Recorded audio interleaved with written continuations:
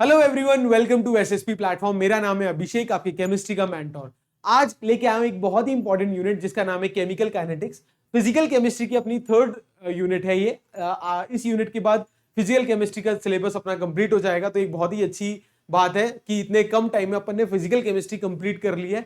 बहुत important sessions थे, सारे सेशन को अच्छे से देखिए। और इस यूनिट के अंदर मोर ओवर न्यूमेरिकल पार्ट पूछा जाता है, बिल्कुल स्ट्रेट अवे क्वेश्चन आता है, बहुत बेसिक।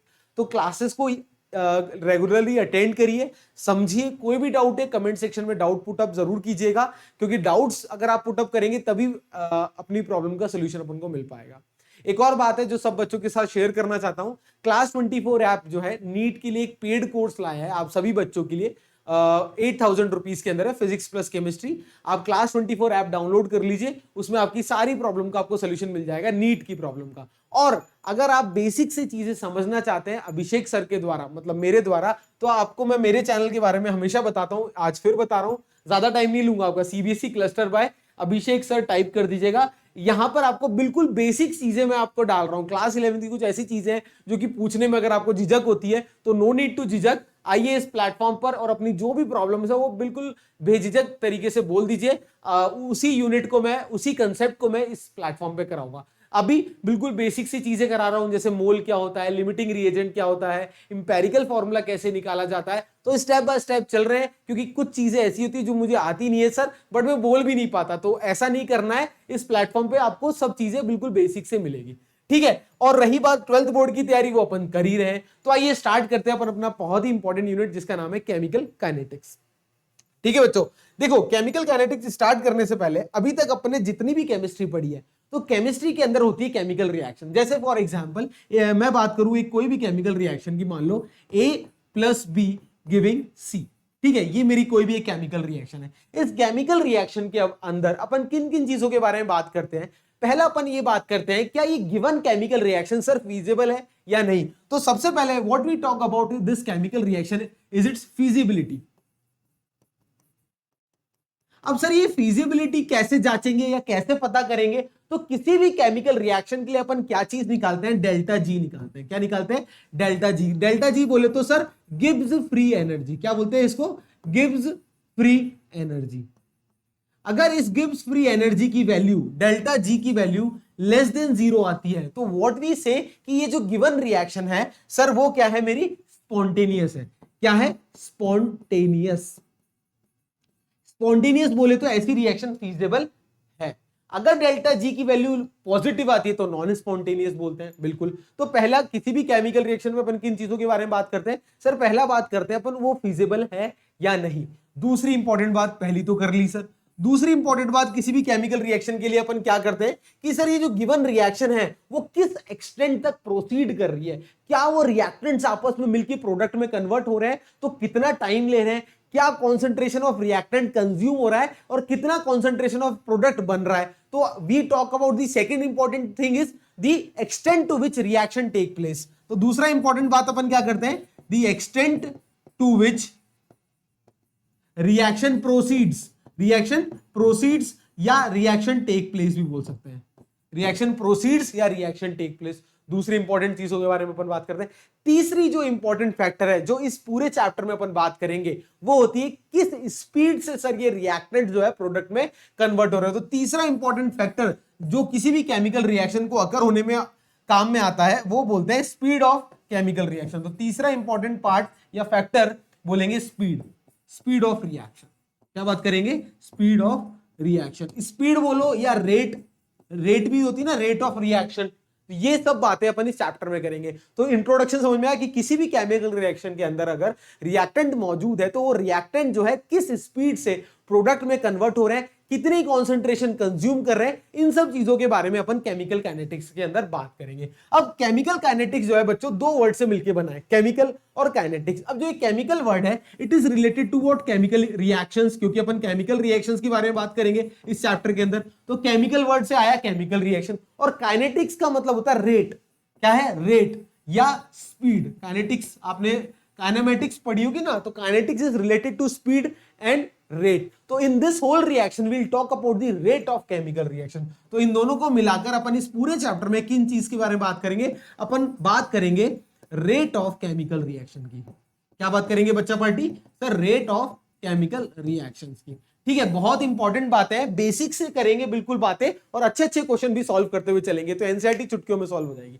ठीक है, तो इस पूरे चैप्टर में अपन बात करेंगे रेट ऑफ केमिकल रिएक्शन के बारे में या स्पीड ऑफ केमिकल रिएक्शन के बारे में। अब सब बच्चों के दिमाग में एक घोड़े दौड़ गए होंगे दिमाग के, क्या क्या सर, क्या केमिकल रिएक्शन की भी स्पीड होती है? बिल्कुल, अगर आपको पता है तो वेल इनफ, नहीं पता तो एक एग्जाम्पल करते हैं। देखो एग्जाम्पल क्या है, मैंने लिया फॉर एग्जाम्पल डायमंड। क्या लिया? डायमंड। और मैंने सोच रहा हूं इस डायमंड का है कार्बन का एलोट्रॉप है। डायमंड क्या होता है बच्चों? धीरे धीरे धीरे धीरे क्या करता है, एयर के एक्सपोजर में रिएक्शन करके किस में कन्वर्ट हो जाता है? ग्रेफाइट में। ये सर क्या बोल दिया आपने? जी हाँ, क्या होता है बच्चों, ये जो ग्रेफाइट होता है ना, सॉरी ये जो डायमंड होता है, डायमंड ये क्या होता है? एक कार्बन का एलोट्रोप होता है। क्या होता है? डायमंड कार्बन का एलोट्रोप होता है। तो डायमंड क्या करता है? रिएक्शन करता है और किस में कन्वर्ट हो जाता है? ग्रेफाइट में। बिल्कुल सर, पर हमने तो आज तक ऐसा नहीं देखा। बिल्कुल, क्यों नहीं देखा? क्योंकि ये जो रिएक्शन होती है ना, ये बहुत टाइम लगाता है, बहुत सदियां लग जाती है। इसीलिए आप एडवर्टाइजमेंट भी देखते हो, और जब भी मैं ये लेक्चर पढ़ाता हूं तो वो एडवर्टाइजमेंट को याद भी कराता हूं बच्चों को। आप एडवर्टाइजमेंट देखते हो ना, हीरा है सदा के लिए, तो वो सदा मतलब it's not infinite, it's very long tenure, very long time. तो diamond get convert into graphite, one form of carbon gets convert into other form of carbon या other allotrope of carbon, but the time taken या speed of this reaction is very slow, क्योंकि बहुत देर बाद ये conversion होता है, बहुत सालों बाद ये कन्वर्जन होता है। तो इस रिएक्शन की क्या हुई? स्पीड कम हुई। तो इन चीजों के बारे में अपन बात करेंगे। तो ये जो टाइम हुआ, time taken is very large, या टाइम टेकन क्या होता है? बहुत ज्यादा होता है, बहुत ज्यादा होता है। अगर टाइम ज्यादा लग रहा है, इसका मतलब स्पीड क्या हुई होगी इस रिएक्शन की? स्पीड ऑफ दिस रिएक्शन क्या होगी सर? बहुत कम होगी। बिल्कुल। वही दूसरी तरफ एक अभी गर्मी का मौसम चल रहा है हमारे यहाँ राजस्थान जयपुर के अंदर, तो क्या है, मैं बर्फ निकालता हूं फ्रिज से और देखता हूं थोड़ी देर बाद वो मेल्ट हो जाती है तुरंत, इतनी गर्मी पड़ रही है। तो ये जो मेल्टिंग हुई किसकी? आइस से वाटर की। तो दूसरी रिएक्शन क्या कर रहा हूं, एक तरफ तो ये देखा सर आपने, दूसरी तरफ आपने क्या किया, एक आइस ली और उसको किस में देखा, वो वाटर में कन्वर्ट हो गया। आइस क्या है? Ice cube. आइस क्यूब क्या है? वाटर में कन्वर्ट हो गया, मतलब सॉलिड क्या हो गया? लिक्विड में कन्वर्ट हो गया, और ये बहुत जल्दी हुआ। तो टाइम क्या हुआ? कम लगा। तो इस पूरे रिएक्शन में टाइम क्या लग रहा है? कम। तो टाइम टेकन क्या होगा बच्चों इस पूरी रिएक्शन में? सर कम। अगर टाइम कम लगा तो इसका मतलब इस रिएक्शन की स्पीड क्या होगी? बहुत ज्यादा, तभी तो टाइम बहुत कम लगेगा। बिल्कुल। तो अब समझ में आया कि केमिकल रिएक्शन में स्पीड बिल्कुल इन्वॉल्व होती है। सर ये तो आपने बता दिया फिजिकल एग्जांपल्स, जिससे हमें थोड़ा सा कोरिलेशन समझ में आने लग गया। अगर आप केमिस्ट्री पॉइंट ऑफ व्यू से बात करें, अगर अपन केमिकल इक्वेशन की पॉइंट ऑफ व्यू से बात करें, तो मैं एक रिएक्शन लिखता हूं। क्या मैंने किया? AgNO3 सिल्वर नाइट्रेट, AgNO3, और उसको क्या किया मैंने? रिएक्ट कराया सोडियम क्लोराइड से। किससे? सोडियम क्लोराइड से। AgNO3 सिल्वर नाइट्रेट सॉल्यूशन लिया मैंने, सिल्वर नाइट्रेट को सॉल्यूशन के अंदर क्या डाल दिया? NaCl डाल दिया, और देखा तुरंत क्या हुआ? AgCl का प्रेसिपिटेट आउट हो गया। क्या हो गया? तुरंत NaNO3 कन्वर्ट, ये जो रिएक्शन में NaNO3 बना प्लस ये जो AgCl है ना बच्चा पार्टी, ये प्रेसिपिटेट आउट हो गया। क्या हो गया? PPT, प्रेसिपिटेट आउट क्विकली, बहुत जल्दी। तो ये रिएक्शन जिसके अंदर प्रेसिपिटेट आउट क्विकली हो गया, मतलब टेस्ट ट्यूब में AgNO3 लिया, उसमें NaCl डाला, देखा फटाफट प्रेसिपिटेट आया। प्रेसिपिटेट किसका आया? AgCl का। इसका मतलब ये रिएक्शन की स्पीड क्या हुई सर? इस रिएक्शन की स्पीड क्या हुई? फास्ट। क्या हुई? Speed fast. तो इस पूरी केमिकल काइनेटिक्स के अंदर अपन रिएक्टेंट्स कितने कंज्यूम हुए, किस टाइम में, उन सब चीजों के बारे में अपन डिस्कस करेंगे और बात करेंगे। तो अब तक अपना मोटो क्लियर है ना बच्चों की? इंट्रोडक्शन क्लियर है कि कैसे केमिकल काइनेटिक्स में अपन को आगे मूव करना है? बिल्कुल सर क्लियर है। ठीक है, क्लियर हो तो बिल्कुल लाइक जरूर कीजिएगा सेशन को, आई मस्ट से। ठीक है, तो अब पहला टॉपिक अपन स्टार्ट करने जा रहे हैं अपने पूरे यूनिट का, जिसका नाम है रेट ऑफ रिएक्शन। की किसी भी केमिकल रिएक्शन में अपन रेट को कैसे डिफाइन करेंगे। देखो रेट मतलब क्या होता है, किसी भी रेट, अभी जैसे फॉर एग्जांपल मैं आपको बोलूं what do you mean by speed, तो distance travel per unit time अपन स्पीड बताएंगे। What is velocity, change in displacement upon time. वैसे रेट अगर मैं केमिकल रिएक्शन की बात करूंगा तो किस रेट से या किस स्पीड से कॉन्सेंट्रेशंस जो है वो चेंज हो रही है पर यूनिट टाइम। क्या बोला मैंने? किस स्पीड से कॉन्सेंट्रेशंस चेंज हो रही है per unit time is known as rate of reaction. अब कॉन्सेंट्रेशन किस चीज की सर? या तो रिएक्टेंट की या प्रोडक्ट की, तो दोनों की मैं बोलूंगा। इसका मतलब अगर मैं डेफिनेशन लिखूं रेट ऑफ रिएक्शन की, तो I could say rate of reaction is defined as the change in speed, change in concentration, change in concentration of reactants और प्रोडक्ट। अभी समझाऊंगा ऐसा क्या हुआ। क्या change in concentration of reactants और प्रोडक्ट पर यूनिट टाइम, क्या बोलेंगे, per unit time is known as rate of reaction, is known as rate of reaction. जैसे देखो बहुत ध्यान से समझते हैं, मान लो एक ये मेरा रिएक्टेंट है, क्या है बच्चों, रिएक्टेंट है। ये रिएक्टेंट्स क्या कर रहे हैं, आपस में रिएक्ट होके किस में कन्वर्ट हो रहे हैं, प्रोडक्ट में कन्वर्ट हो रहे हैं। क्या हो रहे हैं, प्रोडक्ट्स में कन्वर्ट हो रहे हैं।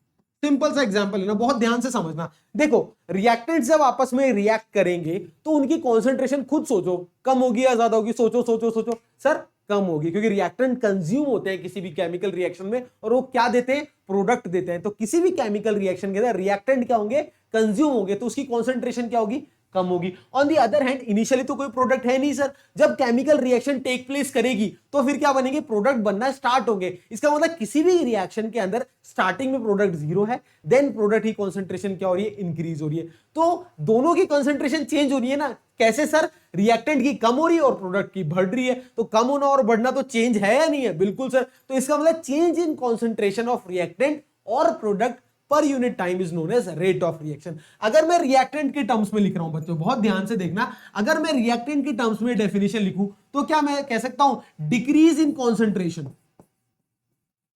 Decrease in concentration of reactants per unit time is known as rate of reaction. या अगर मैं प्रोडक्ट की फॉर्म में और स्पेसिफाइडली बोलूं तो कह सकता हूं क्या, increase in concentration, increase in concentration of products per unit time is known as rate of reaction. तो ये देखो 1, 2 और ये 3 तीनों डेफिनेशन क्या है, सही है। पहली basic definition, change in concentration of reactant और प्रोडक्ट पर यूनिट टाइम। अगर रिएक्टेंट के टर्म्स बोलूं तो decrease in concentration of reactant per unit time, और अगर प्रोडक्ट के टर्म्स बोलूं तो increase in concentration of product per unit time is known as rate of reaction, is known as rate of reaction. Clear है बच्चा, बिल्कुल sir clear है। अब देखो अगर मैं आप सबको पूछूं कि अगर ग्राफिकल एनालिसिस करो आप इन सब चीजों का, कि अगर मैं बोलूं ग्राफ ड्रॉ करो, क्या करो, एक इस एक्सिस पे वाई एक्सिस पे ले लो कॉन्सेंट्रेशन और एक्स एक्सिस पे ले लो टाइम। अब देखना क्या कर रहा हूं, एक्स वाई एक्सिस पे ले रहा हूं रिएक्टेंट की कॉन्सेंट्रेशन, तो आर से रिएक्टेंट लिख रहा हूं और कॉन्सेंट्रेशन को हमेशा ऐसे स्क्वायर ब्रैकेट्स में लिखते हैं। तो यहां क्या ले रहा हूं, वाई एक्सिस में रिएक्टेंट की कॉन्सेंट्रेशन ले रहा हूं, दिख रहा है सब बच्चों को, हाँ सर। और यहां क्या ले रहा हूं, टाइम, क्या ले रहा हूं, टाइम। अभी मैंने बोला क्या होता है रेट ऑफ रिएक्शन, कि टाइम जैसे जैसे प्रोसीड होता है तो ये जो रिएक्टेंट की कॉन्सेंट्रेशन बच्चा क्या होती है, कम होती रहती है। तो क्या ये ग्राफ आएगा रिएक्टेंट वर्सेस टाइम, रिएक्टेंट की कॉन्सेंट्रेशन, रिएक्टेंट कॉन्सेंट्रेशन और टाइम के बीच में क्या यही ग्राफ आएगा, डिक्रीजिंग ग्राफ आएगा या नहीं आएगा, बिल्कुल sir. On the other and अगर मैं ग्राफ ड्रॉ करूं, क्या एक तरफ वाई एक्सिस में प्रोडक्ट की कॉन्सेंट्रेशन ले रहा हूं और एक्स एक्सिस में टाइम ले रहा हूं। अभी क्या किया था सर ने, रिएक्टेंट के टर्म्स में लिया, इधर क्या ले रहा हूं, प्रोडक्ट की कॉन्सेंट्रेशन ले रहा हूं। तो प्रोडक्ट की कॉन्सेंट्रेशन को पी से डिनोट कर दिया और कॉन्सेंट्रेशन को हमेशा स्क्वायर ब्रैकेट में लिखते हैं। ये अपन पहले पढ़ के आ चुके हैं, नहीं पढ़ के आ चुके तो कोई दिक्कत नहीं, अभी मान लो। और वाई एक्स एक्सिस पे ले लिया मैंने टाइम, सर ठीक है टाइम ले लिया आपने। अब इनिशियली तो प्रोडक्ट कोई भी नहीं था, तो जीरो था, और धीरे धीरे क्या है, प्रोडक्ट बढ़ते जाते हैं बढ़ते जाते हैं बढ़ते जाते हैं, तो ये ग्राफ ऐसे आता है। तो ये है रिएक्टेंट का ग्राफ और ये है प्रोडक्ट की कंसंट्रेशन ग्राफ। तो this is the graph between product concentration and time and this is the graph between reactant concentration and time. कई बुक्स में आप इन दोनों को मिलाकर भी लिखते हो, मैं मिलाकर भी बना के सकता हूं पर, लेकिन अभी मैं चाहता हूं क्लैरिटी होनी चाहिए अपने को, थॉट्स की क्लैरिटी होनी चाहिए। तो ये चीज क्लियर है, कोई भी डाउट है, ठीक है, बिल्कुल सर। अगर दोनों को मैं मिला के ड्रॉ करूं तो सर कोई बड़ी बात नहीं, आप ड्रॉ दोनों को मिलाकर भी कर सकते हो। देखो इस तरीके से कर दिया मैंने, इधर ले लिया वाई एक्सिस पे कॉन्सेंट्रेशन ले लिया, अब मैंने क्या किया, वाई एक्सिस पे ले लिया कॉन्सेंट्रेशन, इधर कॉन्सेंट्रेशन, और इधर ले लिया टाइम। देखना इधर ले लिया टाइम। अब व्हाइट वाले पेन से मैं रिएक्टेंट की कॉन्सेंट्रेशन बना रहा हूं, तो ये रिएक्टेंट की कॉन्सेंट्रेशन पर यूनिट टाइम क्या होगी सर, डिक्रीज होगी। और मैं क्या कर रहा हूं, कोई और कलर से, फॉर एग्जाम्पल लेट अस से ग्रीन कलर से मैं क्या कर रहा हूं, इधर ले रहा हूं प्रोडक्ट की कॉन्सेंट्रेशन, इस पॉइंट पे क्या होगी, प्रोडक्ट की कॉन्सेंट्रेशन ये इंक्रीज होती हुई बना दी। और ये जो कट पॉइंट है, ये जो कट पॉइंट है, ये क्या है, इस पॉइंट पर क्या है, रिएक्टेंट की कॉन्सेंट्रेशन बराबर क्या होती है, प्रोडक्ट की कॉन्सेंट्रेशन। तो ये पॉइंट मेरा क्या है, इक्विलिब्रियम का पॉइंट है। क्या है, इक्विलिब्रियम। क्लियर है बच्चा, क्योंकि इस दोनों पॉइंट पर क्या है, दोनों की कॉन्सेंट्रेशन बराबर। क्लियर है, कोई भी डाउट है किसी बच्चे को? नहीं सर कोई भी डाउट नहीं। तो this is the graph between concentration and time. ये इंडिविजुअल ग्राफ है और ये है किसका ग्राफ, कॉन्सेंट्रेशन और टाइम का ग्राफ है। और डेफिनेशन क्लियर हो गई कि what do you mean by rate of reaction. कोई भी डाउट है तो बताइएगा। ठीक है सर। अब इस रेट को मैथमेटिकली मेजर करने के लिए दो तीन पैरामीटर अपन पढ़ते हैं। पहला पढ़ते हैं एवरेज रेट, कि कैसे मैथमेटिकली मैं कैलकुलेट करूंगा इन कॉन्सेंट्रेशन की चेंज को और टाइम को, और क्या क्या फैक्टर्स निकल के आएंगे। तो पहला फैक्टर जो निकल के आएगा वो है एवरेज रेट। अब एवरेज रेट निकालने का तरीका देखो, बहुत ध्यान से देखना। अभी मैंने एक एग्जांपल लेता हूं कि क्या कर रहा हूं कि रिएक्टेंट जो है वो प्रोडक्ट में कन्वर्ट हो रहे हैं। तो ये मेरा रिएक्टेंट मान लिया R, और ये क्या कर रहे हैं, प्रोडक्ट्स में कन्वर्ट हो रहे हैं, P मान लिया। ठीक है, ओके सर। अब देखो बहुत ध्यान से, let us say at t equals to t1 time, क्या है, t equals to t1 time पे मेरी रिएक्टेंट की कॉन्सेंट्रेशन क्या है, R1 है। थोड़ा इधर लिख देता हूं जिससे समझ में आएगा। At initial t equals to 0 मान लो या t1 टाइम मान लो। Initial t equals to t1 time में रिएक्टेंट की कॉन्सेंट्रेशन R1 है और प्रोडक्ट की कॉन्सेंट्रेशन P1 मान ली। हाँ सर मान ली। कोई भी डाउट है? नहीं सर कोई भी डाउट नहीं है। एंड धीरे धीरे जैसे रिएक्शन प्रोसीड हुई और मान लो at t equals to t2 time पर जैसे टाइम बढ़ा तो रिएक्टेंट की कॉन्सेंट्रेशन क्या हो गई, R2 चेंज हो गई, और प्रोडक्ट की कॉन्सेंट्रेशन क्या हो गई, P2, ये भी चेंज हो गई। बट यहां पर एक चीज ध्यान रखना, क्या कि जो R2 है सर वो क्या होगा, कम होगा एज कंपेयर टू R1, क्योंकि रिएक्टेंट की कॉन्सेंट्रेशन कम होती है। और उसी तरीके से P2 क्या होगा, प्रोडक्ट की कॉन्सेंट्रेशन बढ़ती है तो P2 क्या होगा, P1 से ज्यादा होगा। ये बात इंपॉर्टेंट है, ध्यान रखना, बार बार बता चुका हूं, इजी सी चीज है। क्लियर है, बिल्कुल सर। अब एवरेज रेट क्या होती है, एवरेज रेट अगर मैं बोलूं विथ रिस्पेक्ट टू रिएक्टेंट तो आर एवरेज डिनोट करते हैं। क्या करते हैं बच्चा पार्टी, आर एवरेज। तो व्हाट इज एवरेज रेट,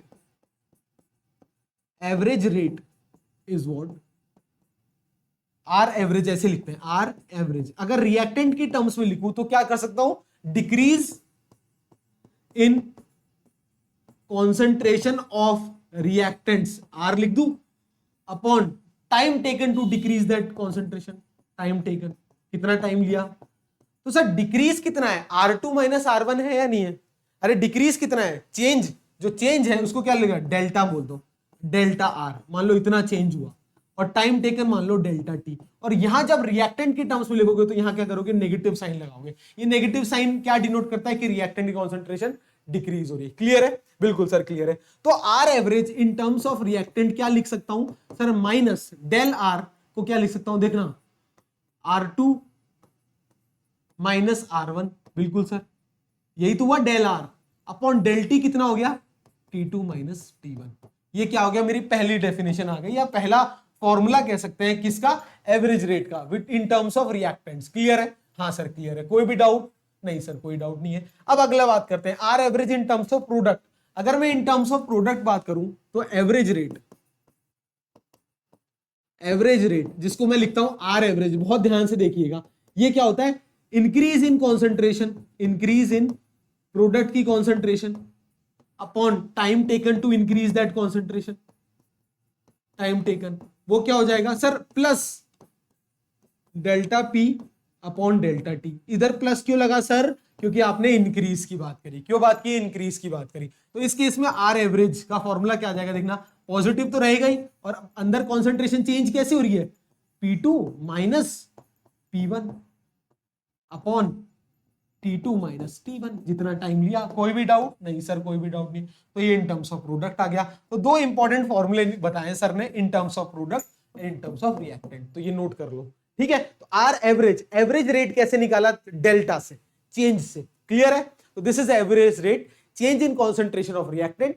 जब मैं डिक्रीज की बात करूंगा तो माइनस, इंक्रीज की बात करूंगा प्रोडक्ट की कॉन्सेंट्रेशन का तो प्लस। ये दोनों लिख लो एक जगह। और एक चीज और बता रहा हूं, बिल्कुल पीडीएफ साथ के साथ शेयर कर रहा हूं, थोड़ा सा हो सकता है बिजी रहता हूं, कभी कभार डिले हो जाता है, बट सारे शेयर करूंगा, डोंट वरी। बट एक चीज स्पेसिफिकली पॉइंट आउट करना चाहता हूं कि हैंड रिटन नोट्स बनाने की आदत डालिए, लिखो अपने हाथ से, बहुत फायदा करेगी ये आदत, ठीक है। क्लियर, चलो कोई बात।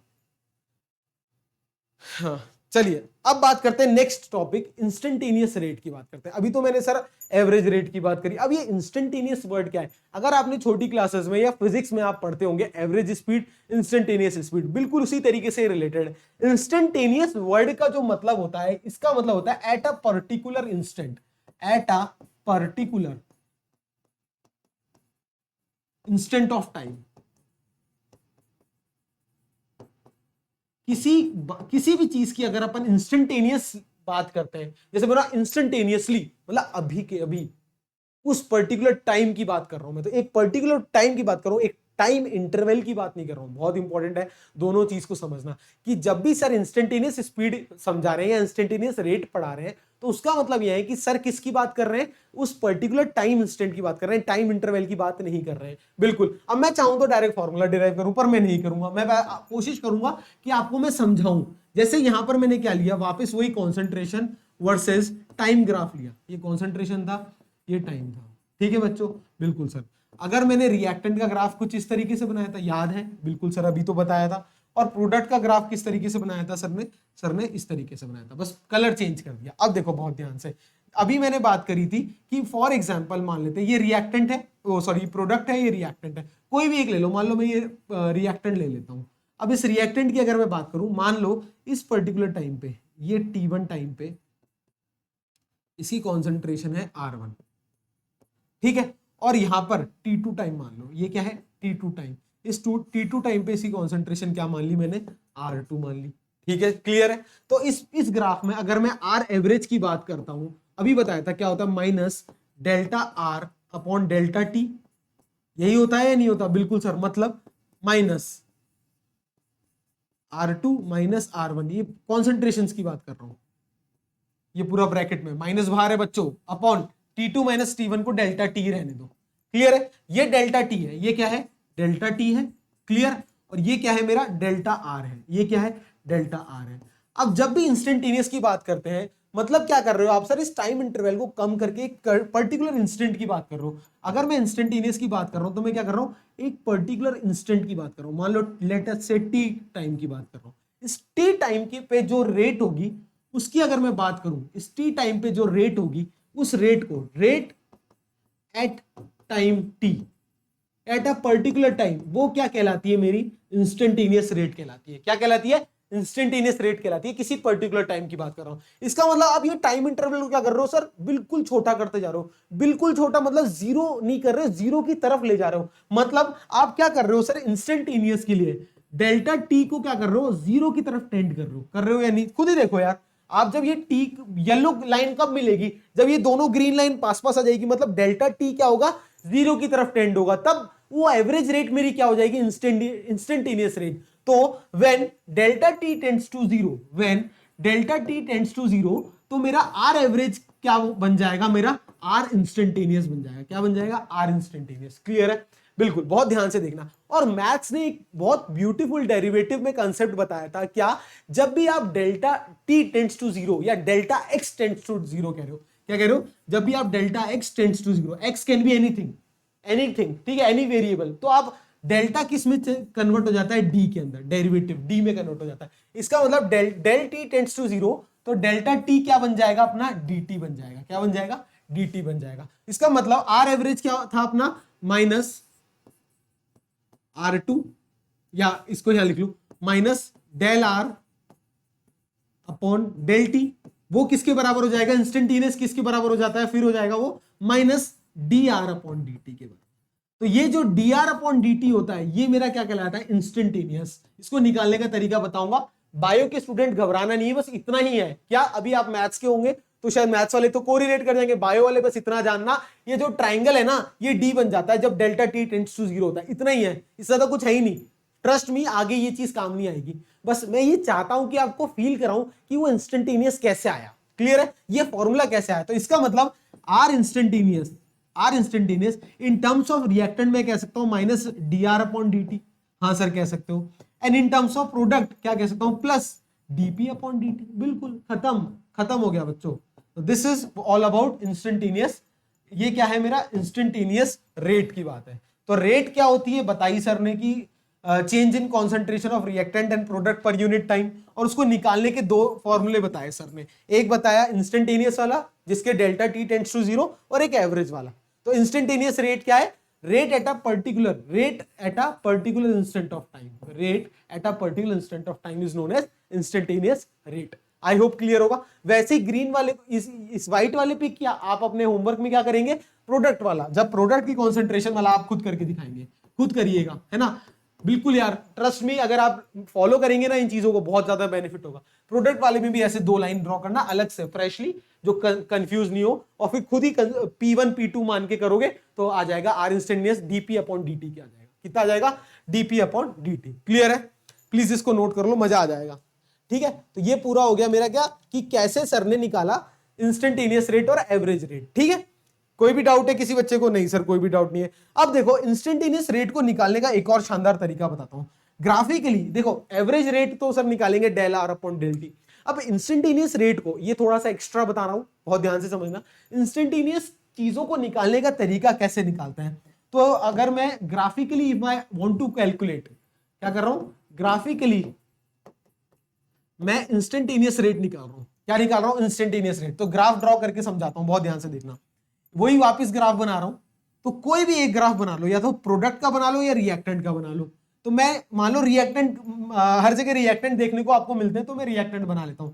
मैंने क्या लिया, इस जगह रिएक्टेंट ले लिए, फॉर एग्जाम्पल रिएक्टेंट की कॉन्सेंट्रेशन ले ली, और इधर ले लिया टाइम, इधर ले लिया टाइम। अभी मैंने आपको बताया था कि टाइम के साथ रिएक्टेंट की कॉन्सेंट्रेशन क्या होती है? कम होती है। तो इस तरीके से कम होती जाएगी, ऐसे आ जाएगी, ये रिएक्टेंट की कॉन्सेंट्रेशन है। अब अगर मैं बात करूं कि सर मुझे t इक्वल्स टू, मान लो 10 सेकंड पे, मान लो ये 10 है, 10 सेकंड पे, 10 सेकंड पे इस ग्राफ में रेट निकाल के दिखाओ। क्या निकाल के दिखाओ? रेट निकाल के दिखाओ। तो अपन क्या करेंगे वापस, अब पर्टिकुलर इंस्टेंट की बात कर रहे हैं या नहीं कर रहे? बिल्कुल। तो इस 10 सेकंड की मैं बात कर रहा हूं, इस 10 सेकंड पे, इस 10 सेकंड पे कैसे अपन ये निकालेंगे? क्या? Instantaneous rate. तो ग्राफिकली अगर किसी भी ग्राफ के अंदर मुझे एक पर्टिकुलर इंस्टेंट पे उसका इंस्टेंटेनियस वैल्यू चाहिए, इंस्टेंटेनियस रेट चाहिए, तो क्या करो, उस पर्टिकुलर टाइम पे उस रिएक्टेंट को ये इस पॉइंट पे कट कर रहा है, मान लो पी पॉइंट पे कट कर रहा है, तो इस पूरे ग्राफ का पी पॉइंट पे क्या निकाल लो? स्लोप निकाल लो। क्या कर लो? स्लोप निकाल लो। अब सर स्लोप कैसे निकालते हैं? देखना बहुत ध्यान से। स्लोप क्या होता है बेसिकली, सॉरी, स्लोप बेसिकली क्या होता है? एक टेंजेंट ड्रॉ करनी है मुझे इस पॉइंट पे। क्या करनी है? इस पॉइंट पे एक टेंजेंट ड्रॉ करना है। अभी देखना, अभी सिखाता हूं टेंजेंट होती क्या है। कोशिश कर रहा हूं आपको समझाने की ग्राफिकली कैसे निकालते हैं। देखना, इस पॉइंट पे क्या करो, एक ऐसे एक छूती हुई लाइन बना दो, टेंजेंट बोलते हैं इसको। क्या बोलते हैं? टेंजेंट।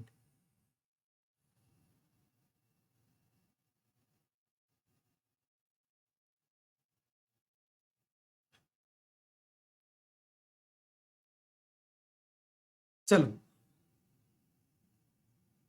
ठीक है, इस ये मान लो इसको टच कर रहा है, तो ये जो ग्रीन वाली लाइन ने इस पी पॉइंट को मान लो इस पॉइंट पे टच करते हुए ऐसे जा रही है, तो इस लाइन को क्या बोलते हैं? स्लोप। क्या बोलते हैं बच्चा? इस लाइन को बोलते हैं स्लोप। किसी भी ग्राफ को ऐसे छूते हुए जो लाइन जाती है ना, उसको स्लोप बोलते हैं। अभी इतना ध्यान रखो। तो इस पॉइंट पी पॉइंट पे स्लोप ड्रॉ करो, तो ये स्लोप क्या करेगी? एक्स एक्सिस को कहीं कट कर रही है, मान लो इस पॉइंट पे कट कर रही है, आर पॉइंट पे कट कर रही है। इस आर पॉइंट पे ये एंगल निकाल लो। एक्स एक्सिस पे ये स्लोप जो एंगल बनाती है ना, क्या करना है? Angle with X axis, angle निकाल लो theta with X axis, with respect to X axis, positive X axis बोलते हैं वैसे बेसिकली। तो क्या निकल जाएगा? एंगल निकल जाएगा। अरे स्लो, देखो ग्राफिकली कैसे इंस्टेंटेनियस रेट निकालते हैं ये सिखा रहा हूं। कैसे? कोई भी रिएक्टेंट की ग्राफ, रिएक्टेंट मान लिया, प्रोडक्ट में भी कर सकते हो ये। तो क्या किया? इस ग्राफ को ड्रॉ किया। ये ग्राफ क्या कर रहा है? जिस पॉइंट पे कट कर रहा है एक्स एक्सिस को, वो एंगल निकाल लिया कि ये जो एंगल है ये कितना है। ये टेंजेंट जो है ये क्या है? स्लोप बेसिकली क्या होता है? टेंजेंट बोलते हैं इसको। क्या बोलते हैं? Slope is basically a tangent. Tangent इस पर्टिकुलर पॉइंट को एक्स एक्सिस पे कहां कट कर रही है? इस पॉइंट पे, आर पॉइंट पे कट कर रही है, और ये टेंजेंट एक्स एक्सिस से कितना एंगल बना रही है? मान लो थीटा एंगल बना रही है। ये जो थीटा का जब आप टेन की वैल्यू लोगे, क्या करोगे? जब आप ये टेन थीटा निकालोगे, तो ये टेन थीटा बेसिकली क्या है? स्लोप है इस ग्राफ का। इस ग्राफ का क्या है? स्लोप है। तो ये जो टेन थीटा होता है बेसिकली, यही क्या होता है? Rate, instantaneous rate. तो ग्राफिकली इंस्टेंटेनियस रेट जो होती है, इंस्टेंटेनियस रेट जो होती है वो क्या होती है? स्लोप या टेंजेंट थीटा। क्या बोलते हैं इसको? Slope of concentration time graph, slope of concentration time graph. Clear है? Slope of concentration time graph. क्या किया सर आपने? सबसे पहले मैंने आपको पढ़ाया एवरेज रेट क्या होती है, del R upon del T. जब डेल टी टेंड्स टू 0 होता है तो इंस्टेंटेनियस रेट को डिफाइन करते हैं डी बाई डी टी से। ये लेटर डी, ये डेल किस में कन्वर्ट हो जाता है? डी में। अब मैंने आपको समझाया कि ग्राफिकली कैसे इंस्टेंटेनियस रेट निकाली जाती है। किसी भी पर्टिकुलर टाइम, मान लो लेट से टी टाइम या 10 सेकंड पे मुझे क्या करना है? इंस्टेंटेनियस रेट निकालनी है इस ग्राफ का। तो इस ग्राफ का पी पॉइंट पे क्या करो? एक टेंजेंट ड्रॉ करो। वो टेंजेंट डेफिनेटली एक्स एक्सिस को किसी पॉइंट पे कट करेगी और वो एक्स एक्सिस से कितना एंगल बना रही है? मान लो थीटा एंगल बना रही है। थीटा कैन बी 120, इधर है ऑब्ट्यूज दिख रहा है ना, मान लो 120 है, 130 है, 140 है, जो भी है उसकी 10 की वैल्यू निकालो। जैसे 10 थीटा निकालो, जो 10th क्लास में पढ़ा था ना अपन ने, वही 10 थीटा निकालो। तो 10 थीटा इज बेसिकली क्या है? इस ग्राफ का स्लोप है। और इस ग्राफ का जो स्लोप होता है वही मुझे क्या देता है? Instantaneous value of rate. तो instantaneous rate is basically slope of concentration time graph. ये मैं एक्स्ट्रा आपको बताना चाह रहा था, एक एक लाइन एनसीईआरटी की कवर कराना चाह रहा हूं, इसलिए थोड़ा सा डिटेल में पढ़ेंगे अपन। ठीक है, क्लियर है? कोई भी डाउट है तो प्लीज कमेंट सेक्शन में जरूर डालिएगा। क्लियर है बच्चों? अब अपन ने पढ़ लिया रेट क्या होती है, एवरेज रेट कैसे निकालते हैं, इंस्टेंटेनियस रेट कैसे निकालते हैं। अब सर कोई केमिकल इक्वेशन आपको गिवन है तो उसमें आप एवरेज रेट या इंस्टेंटेनियस रेट किस तरीके से एक्सप्रेस करेंगे? तो how will you express average rate of a given chemical equation, उसको समझते हैं अब। ठीक है, यहां तक नोट कर लो। ठीक है, मजा आ रहा है तो प्लीज लाइक जरूर कीजिएगा। अब मान लो एक कोई भी इक्वेशन आपको गिवन है। फॉर एग्जांपल मैं आपसे एक इक्वेशन बोल रहा हूं, एक जनरल इक्वेशन बोल रहा हूं। मान लो A plus B B is giving C C plus D D. ये ए और बी क्या है? रिएक्टेंट है। स्मॉल ए स्मॉल बी उनके स्टाइक्योमेट्रिक कोफिशिएंट है। उसी तरीके से capital C capital D product है और स्मॉल सी स्मॉल डी उनके स्टाइक्योमेट्रिक कोफिशिएंट है। अब मैं कह रहा हूं ये जो एक्सप्रेशन है इसके लिए रेट लिख के दिखाओ। क्या लिख के दिखाओ? रेट। अब बहुत ध्यान से देखना, यहीं पे पूरे चैप्टर रेट का सार है। देखना, इस पूरे इक्वेशन के लिए इंस्टेंटेनियस रेट निकाल के दिखाओ या एवरेज रेट लिख के दिखाओ। तो पहले मैं इंस्टेंट एवरेज में बस डेल्टा लगा देना। तो अगर मैं इस पूरी इक्वेशन की इंस्टेंटेनियस रेट ऑफ इक्वेशन लिख रहा हूं, क्या लिख रहा हूं? Mark my word, instantaneous rate of this complete reaction. वो कैसे लिखूंगा देखना। तो देखना, जब भी इंस्टेंटेनियस रेट ऑफ रिएक्शन लिखते हैं तो क्या करते हैं? अरे सर ये तो आपने बताया था कि रिएक्टेंट की कॉन्सेंट्रेशन डिक्रीज होती है, तो minus D upon D T. Instantaneous की बात कर रहा हूं तो डी अपॉन डी टी। ए के टर्म्स में लिखूंगा तो ये हो जाएगा। बट जब भी इस तरीके से लिखो तो don't forget to mention the stoichiometric coefficient. Instantaneous rate क्या ये है? नहीं, ये नहीं है। क्या करना है? इसको डिवाइड करना है इसके स्टाइक्योमेट्रिक कोफिशिएंट से, ऐसे ए। दिस पूरा इज इंस्टेंटेनियस रेट। उसी तरीके से इन टर्म्स ऑफ अगर बी लिखूंगा, इन टर्म्स ऑफ बी क्या लिख रहा हूं? Instantaneous rate of this complete reaction. वो क्या होगी? Minus D concentration of B upon D T. But reaction में बी है, हाँ सर, स्टाइक्योमेट्रिक कोफिशिएंट से डिवाइड करना ना भूलिएगा, ये नोट कर लो। उसी तरीके से जब अपन instantaneous rate with respect to C लिखेंगे तो प्लस, क्योंकि प्रोडक्ट है सी, कॉन्सेंट्रेशन बढ़ेगी पर unit time dt। Don't forget to mention small c, वो क्या है? मेरा स्टाइक्योमेट्रिक कोफिशिएंट है। उसी तरीके से अगर मैं इन टर्म्स ऑफ d लिखूंगा तो क्या होगा? d concentration increase of d upon dt। और don't forget to write stoichiometric coefficient small d। ये small C, small d, small a और स्मॉल b क्या है? क्लियर है ना बच्चा पार्टी? क्लियर है ना? क्लियर है ना कि ए बी तो क्या है? रिएक्टेंट है। तो रिएक्टेंट में हमेशा क्या आएगा? नेगेटिव साइन आएगा। प्रोडक्ट में हमेशा क्या आएगा? पॉजिटिव साइन आएगा। इंस्टेंटेनियस होगी तो डी बाई डी टी आएगा। एक ही कॉन्सेंट्रेशन कम हो रही है बट एक ही स्टाइक्योमेट्रिक कोफिशिएंट से डिवाइड कर लेना। कई बार कई केमिकल रिएक्शन में ए की वैल्यू 1 होगी तो 1 आ जाएगा, 2 होगी तो 2 आ जाएगा, ऐसे लाइकवाइज। तो what is this? This is rate of reaction. Equal to है मतलब इंस्टेंटेनियस रेट अगर आपको ए के रिस्पेक्ट में लिखनी है तो ये हो गया, बी के ये, सी के ये, डी के ये, सारी वैल्यूज क्या होती है? बराबर। तो this is instantaneous rate. How will you express? Clear है? ऐसे एक्सप्रेस करते हैं किसी भी केमिकल रिएक्शन के इंस्टेंटेनियस रेट को। एवरेज भी लिख सकते हो, एवरेज में डेल्टा लगा देना बस, डी हटा के, कोई दिक्कत नहीं है, del A upon del T आ जाएगा। क्लियर है? कोई भी डाउट है? देखो यार, क्लियर है ना? ये देखो यहां किया था ना, अभी वही किया है मैंने, यही यूज किया है। ठीक है सर। अब ये तो सर इजी सी बात है, इसमें आप इतना क्यों फोर्स कर रहे हो कि बहुत ध्यान से देखना? ध्यान से देखो, क्यों देखना, अभी समझाता हूं। अब अगर मैं आप सबसे पूछूं, ये तो है क्या है? कभी भी कोई भी केमिकल रिएक्शन गिवन है तो उसको सबसे पहले स्टेप पे क्या करना? बैलेंस करना। तो ये क्या होनी चाहिए? बैलेंस्ड होनी चाहिए। ये एक बात याद रखना, बैलेंस्ड रिएक्शन होनी चाहिए। और ये क्या है? इंस्टेंटेनियस रेट ऑफ रिएक्शन है। इस पूरी रिएक्शन की इंस्टेंटेनियस रेट है। बट अगर क्वेश्चन आपसे क्या पूछ रहा है? अगर आपसे क्वेश्चन पूछे फाइंड रेट ऑफ रिएक्शन, क्या पूछ रहा है? फाइंड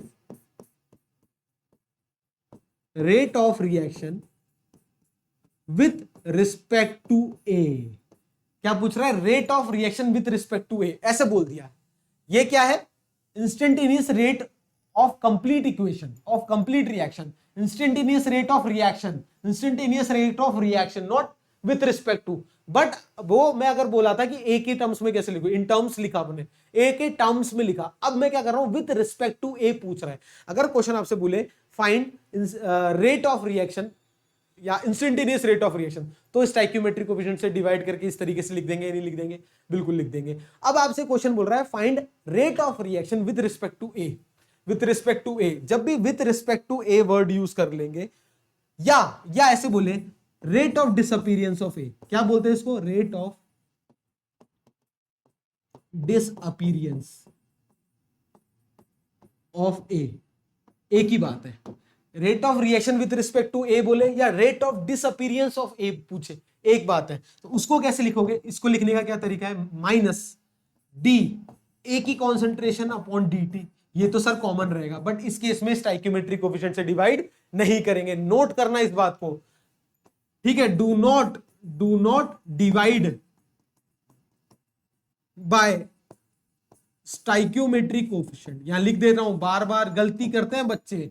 क्वेश्चन कई बार बहुत इजी सा पूछ लेता है, इतना पूछ लेता है find rate of disappearance of A. भैया हम तो आता है मुझे, तुरंत कर देंगे ए से डिवाइड, स्टोइकियोमेट्रिक कोएफिशिएंट से डिवाइड करते हैं। आपने क्या निकाला? आपने रेट ऑफ रिएक्शन निकाला है, कंप्लीट रेट ऑफ रिएक्शन निकाला है, ना कि rate of reaction with respect to A निकाला है या rate of disappearance of A निकाला है। क्लियर है? बिल्कुल सर क्लियर है। उसी तरीके से अगर आपसे पूछा जाए, वैसे बी का हो जाएगा, ऐसे बी का हो जाएगा। अगर आपसे पूछा जाए फाइंड रेट ऑफ रिएक्शन, क्या बोल रहा है? Rate of reaction with respect to D, मान लो क्वेश्चन में डी बोला है। अब डी क्या है पहले ये चेक करो। प्रोडक्ट, तो प्रोडक्ट हमेशा क्या होता है? फॉर्म होता है। क्या होता है? फॉर्म होता है या अपीयर होता है। तो इसको बोलते हैं क्या? Rate of appearance of D. क्या बोलते हैं इसको? Rate of appearance of D. Clear है? अरे डिसअपीयर हमेशा रिएक्टेंट होगा, प्रोडक्ट तो अपीयर होगा। तो rate of disappearance of D बोले आपसे या निकालने को बोले, तो कैसे निकालोगे? देखना, plus D upon D T of capital D. इसमें भी स्टोइकियोमेट्रिक कोएफिशिएंट से डिवाइड नहीं करेंगे। क्लियर है? ये दो मुख्य बात है, मोस्ट इंपॉर्टेंट है इस पूरे टॉपिक की। सर हमेशा हम निकाल लेते हैं, पर क्या गलती करते हैं बच्चे? ये गलती करते हैं। वापस रिपीट कर रहा हूं कि जब भी instantaneous rate of complete reaction पूछे या वर्ड यूज कर ले instantaneous rate of reaction, average rate of reaction, तब स्टोइकियोमेट्रिक कोएफिशिएंट से डिवाइड कर देना। हाँ कि नहीं? ठीक है। और जब भी rate of reaction with respect to कोई पर्टिकुलर रिएक्टेंट या पर्टिकुलर प्रोडक्ट बोले या rate of disappearance word use करे या rate of appearance word use करे, तब स्टोइकियोमेट्रिक कोएफिशिएंट से डू नॉट डिवाइड। क्लियर है बच्चों? प्लीज ध्यान रखना इस बात का, गलती कर देते हैं बच्चे, इसको नोट कर लो। क्लियर है? क्लियर है? मजा आया? तो इस तरीके से अपन क्वेश्चन को अप्रोच करेंगे। बहुत सारे क्वेश्चन कराऊंगा, इसके चिंता मत करना, एक बार कंप्लीट हो जाने दो, फिर खूब सारे न्यूमेरिकल करेंगे तो और क्रिस्टल क्लियर होता जाएगा। क्लियर है? ठीक है, चलो इसको नोट कर लो, फिर आगे बढ़ते हैं। ठीक है, चलो जैसे मैं एक एग्जांपल कराता हूं। फॉर एग्जांपल अब मैं आपको एक एग्जांपल करा रहा हूं, जैसे n2 प्लस फॉर एग्जांपल देखो, हाँ एग्जांपल देखो आप, बहुत ध्यान से देखना।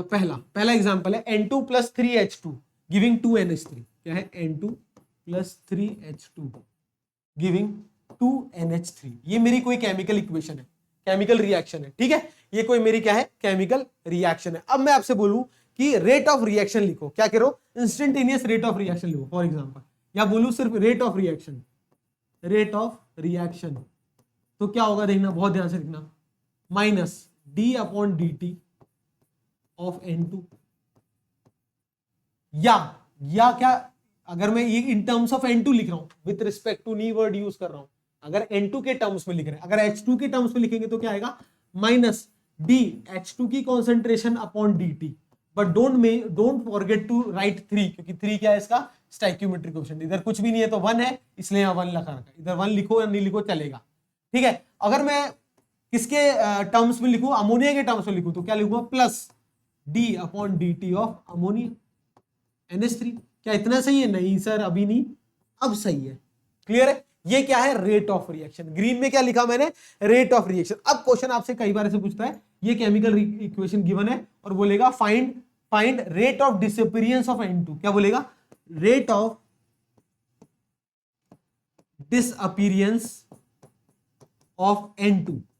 तो डिसअपीयरेंस ऑफ N2 क्या होगा सर? ये होगा माइनस d/dt ऑफ N2। इधर स्टोइकियोमेट्रिक कोएफिशिएंट 1 है, कोइंसिडेंटली 1 है, तो डिवाइड नहीं करेंगे। ठीक है? अगर मैं पूछूं rate of disappearance of H2 तो क्या करेंगे? Minus d/dt of H2 divided by, ना डिवाइड नहीं करना है, इतना ही करना है। ठीक है? तो डिसअपीयरेंस या अपीयरेंस या विद रिस्पेक्ट टू बोले तब डिवाइड नहीं करना है। रेट ऑफ रिएक्शन बोले तो स्टोइकियोमेट्रिक कोएफिशिएंट से डिवाइड करना है। ठीक है? और डिटेल जानना चाहते हो ऐसा क्यों, तो इक्विलिब्रियम चैप्टर में मैं पढ़ाऊंगा सीबीएसई क्लस्टर बाय अभिषेक सर वाले प्लेटफॉर्म पे, ये कहां से ओरिजिन हुआ, क्योंकि इसको मैं बताऊंगा तो थोड़ा और टाइम लगेगा जो कि आपके सिलेबस में नहीं है अभी। ठीक है? तो कई बच्चे समझ जाएंगे, नहीं समझ में आया no need to panic. CBSE cluster में ये जब केमिकल इक्विलिब्रियम पढ़ाऊंगा तो उसमें समझ में आ जाएगा, क्लास 11 पढ़ाऊंगा जब। ठीक है? क्लियर है? Rate of disappearance of H2। अब मैं आपसे पूछूं what is the rate of appearance, क्या पूछ रहा हूं? Rate of appearance of ammonia. Question पूछ रहा है फाइंड रेट ऑफ अपीयरेंस, ऐसे वर्ड यूज करेगा, अपीयरेंस ऑफ अमोनिया। अमोनिया के अपीयरेंस का रेट निकालो। क्या करोगे? Plus d/dt of ammonia. क्या सर 2 से डिवाइड करेंगे? नहीं करेंगे 2 से डिवाइड। अब इसको इन टर्म्स ऑफ एवरेज रेट भी ऐसे लिख सकते हो या ऐसे भी लिख सकते हो, और ऐसे भी लिख सकते हो, कोई दिक्कत नहीं है। ऐसे इन दोनों को भी लिख सकते हो। क्लियर है? तो इस तरीके से रेट ऑफ डिसअपीयरेंस या रेट ऑफ अपीयरेंस लिखेंगे। क्लियर दिख रहा है सबको? हाँ सब दिख रहा है। क्लियर? चलो ये एग्जांपल आया समझ में? हाँ सर आया। एक और एग्जांपल करते हैं। मान लो एक और, प्रैक्टिस इंपॉर्टेंट है, मान लो एक और एग्जांपल करते हैं। एक बहुत ही कॉम्प्लेक्स रिएक्शन गिवन है आपको। मान लो 5Br माइनस, क्या है? 5Br minus plus BrO3 minus, BrO3 minus plus 6H plus. ये है मेरे रिएक्टेंट। क्या है? Br माइनस BrO3 माइनस, और बन रहा है प्रोडक्ट में 3Br2 plus 2O H2O। Clear है? H2O बन रहा है। H2O को बैलेंस कर लो, हाइड्रोजन कितने? 6 या 3 लिख दो। क्या लिख दो? 3 लिख दो। ठीक है? अब मैं आपसे पूछूं रेट ऑफ रिएक्शन लिखो। क्या लिखना है अपन को? सबसे पहले रेट ऑफ रिएक्शन। फिर करा रहा हूं, क्लैरिटी आनी चाहिए। Rate of reaction word use कर रहा हूं, रेट ऑफ केमिकल रिएक्शन या रेट ऑफ रिएक्शन। क्या आएगा? Minus D. ब्रोमीन की कॉन्सेंट्रेशन में क्या चेंज आ रहा है? By dt। इधर क्या 5 से डिवाइड करेंगे, रेट ऑफ रिएक्शन बोल रहा है इसलिए करेंगे। क्लियर है? या इसको और कैसे लिख सकता हूं? Minus d/dt of BrO3 minus, इसमें 1 ही है तो 1 से डिवाइड कर रखा है ऑलरेडी। या minus d/dt of H plus की कॉन्सेंट्रेशन में चेंज कितना आ रहा है? डिवाइडेड बाय 6, क्योंकि इसका स्टोइकियोमेट्रिक कोएफिशिएंट वर्ड यूज किया रेट ऑफ रिएक्शन। और अगर प्रोडक्ट की फॉर्म में लिखूं तो और कैसे लिख सकता हूं? Plus d/dt of Br2 bye 3 या plus d/dt of 2O H2O bye 3। ऐसे। क्लियर है? डाउट नहीं है ना कोई? ठीक है। तो इस तरीके से ये क्या लिखा मैंने? Instantaneous rate. वैसे ही अगर मैं पूछूं डिसअपीयरेंस ऑफ Br2 तो इधर स्टोइकियोमेट्रिक कोएफिशिएंट से डिवाइड मत करना, ये वाली टर्म लिख देना। ठीक है? क्लियर? इसको स्क्रीनशॉट ले लो। चलो अब नेक्स्ट बात करते हैं। रेट की बात कर ली, एवरेज रेट, इंस्टेंटेनियस रेट। अब इसकी यूनिट क्या होती है? What is the unit of rate of reaction? Unit की बात करते हैं। अब देखो रेट ऑफ रिएक्शन में मैंने अभी आपको बताया था what is rate. The rate is basically change in concentration. देखना बहुत ध्यान से, अभी फिर वापस रिवाइज हो जाएगा, मजा आ जाएगा। Change in concentration upon time taken ही तो था, या चेंज इन टाइम, एक ही बात है। कॉन्सेंट्रेशन में चेंज हो तो भी कॉन्सेंट्रेशन ही आएगा ना वैल्यू। अरे कॉन्सेंट्रेशन माइनस कॉन्सेंट्रेशन या concentration plus concentration will give you concentration. तो ऊपर वाली न्यूमरेटर में हमेशा कॉन्सेंट्रेशन आएगा और डिनोमिनेटर में हमेशा टाइम आएगा। अब देखना यूनिट कैसे निकाल रहा हूं। कॉन्सेंट्रेशन बोले, मोलैरिटी बोले, बात एक ही है। कॉन्सेंट्रेशन की यूनिट क्या होती है बच्चा party? Sir moles per litre. क्या होती है? Moles per litre. और टाइम की ऐसा यूनिट मान लो सेकंड, मिनट में भी कर सकते हैं, बस सेकंड मान के चलते हैं। तो रेट की जो ऐसा यूनिट होगी क्या हो जाएगी? सर मोल लीटर इनवर्स सेकंड इनवर्स। ये हो गई मेरी किसकी? ऐसा यूनिट हो गई। क्लियर है? इसको नोट कर लेना। ये ऐसा यूनिट या रेट की यूनिट इस तरीके से लिखते हैं, मोल litre inverse second inverse. Clear है? अब मान लो ये तो है कॉन्सेंट्रेशन, हमेशा एक्वस सॉल्यूशन की बात करते हैं। अगर मैं गैस में बोलूं, अगर अपने रिएक्टेंट्स या प्रोडक्ट गैसियस फेज में गिवन है, ये तो क्या है, अगर एक्वस सॉल्यूशन की बात कर रहा हूं, क्या एक्वस की बात कर रहा हूं। अगर मैं बात करूं किसकी, गैसियस रिएक्टेंट्स की बात करूं, किसकी, गैसियस फेज की बात कर रहा हूं। और गैसियस फेज अगर मैं यूनिट की बात कर रहा हूं, बहुत ध्यान से देखना, उस केस में देखो rate is equal to change in concentration की जगह क्या आ जाएगा, ऊपर प्रेशर आ जाएगा, बस प्रेशर अपॉन टाइम। क्लियर? हाँ सर क्लियर। प्रेशर की यूनिट क्या होती है, एटीएम एटमॉस्फेयर। टाइम की यूनिट भी बताया था, सेकंड इनवर्स। तो ये हो गई मेरी किसकी, इन टर्म्स ऑफ, अगर मैं बात कर रहा हूं गैस की। ठीक है, एक एक्वस सॉल्यूशन की बात करूं तो कॉन्सेंट्रेशन लेना है, और अगर मैं गैस ले रहा हूं तो प्रेशर या एटीएम की बात करूंगा। सारी चीज क्रिस्टल क्लियर है? ठीक है, मजा आ रहा है? चलो गुड। ठीक है, ये बात थी unit of rate of reaction की बात है। क्लियर है? चलो सर, रेट ऑफ रिएक्शन पढ़ लिया अपन ने, यूनिट भी पढ़ ली, एवरेज भी पढ़ लिया, इंस्टेंटेनियस पढ़ लिया, मतलब मेजोरिटी पार्ट अपना रेट का कंप्लीट हो गया। Rate of reaction is complete. अब अपन बात करते हैं कि क्या क्या फैक्टर्स है जो कि रेट ऑफ रिएक्शन को अफेक्ट करते हैं, factors affecting rate of reaction. और ये बहुत ही इंपॉर्टेंट टॉपिक है, इसमें बहुत ध्यान से पढ़ना है, एक एक चीज इंपॉर्टेंट है इसमें। ठीक है, चलो, what are the factors affecting rate of reaction.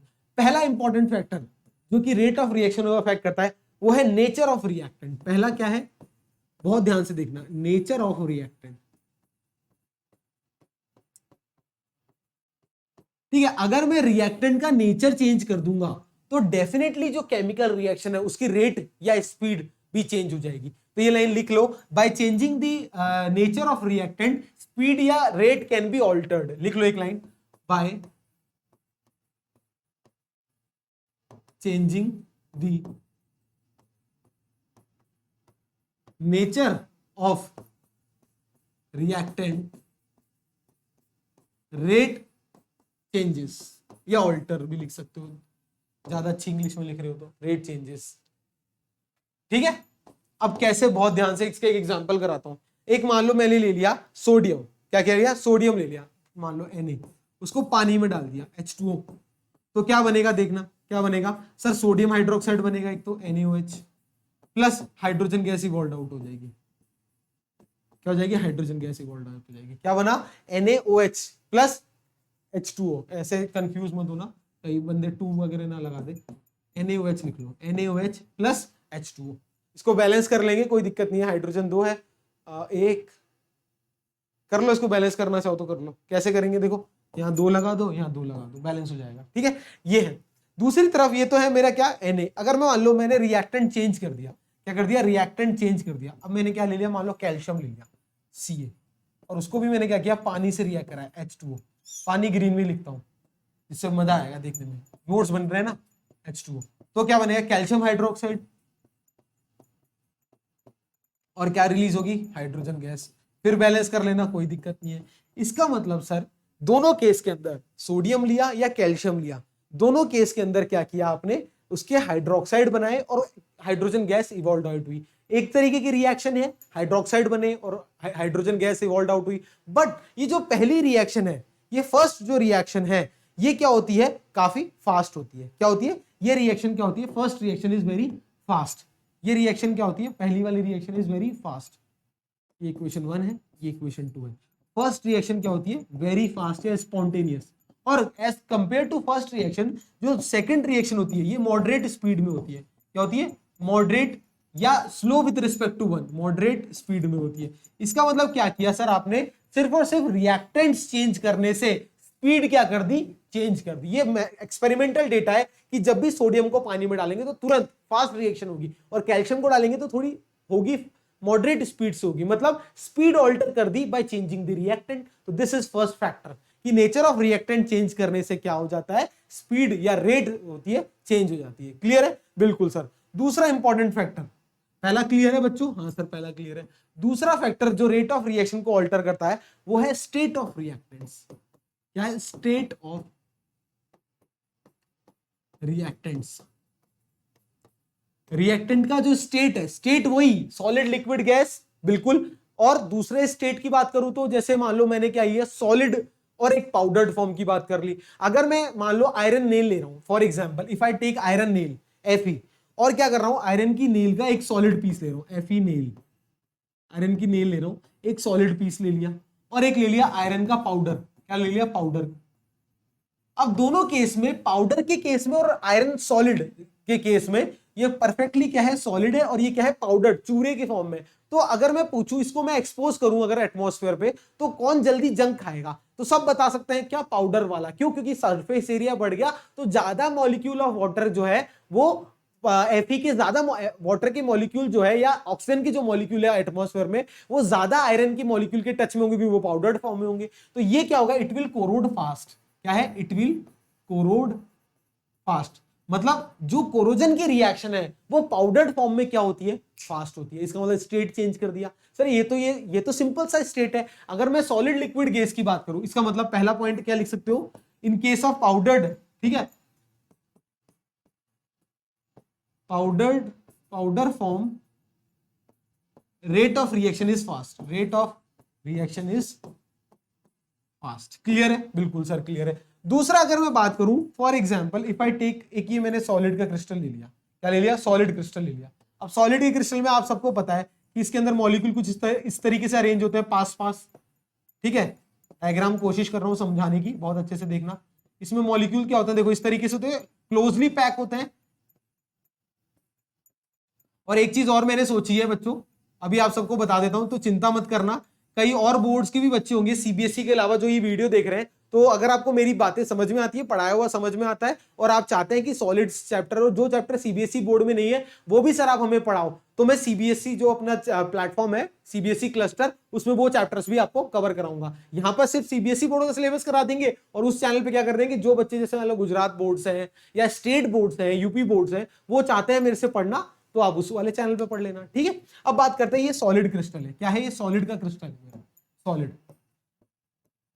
इस सॉलिड के क्रिस्टल के अंदर, सॉलिड क्रिस्टल के अंदर ये जो मॉलिक्यूल की क्या होती है, क्लोजली पैक होते हैं। क्या होता है, क्लोजली पैक होते हैं। क्या होता है, क्लोजली पैक होते हैं। तो मॉलिक्यूल्स को मूवमेंट के लिए स्पेस ही नहीं होती है, तो रिएक्शन क्या होती है, काफी स्लो अकर होती है। क्लियर है? इसको लिख लो, कोई भी इंटरमॉलिक्यूलर स्पेस नहीं है, तो there is no space for movement of molecules. लिख लो, नो स्पेस फॉर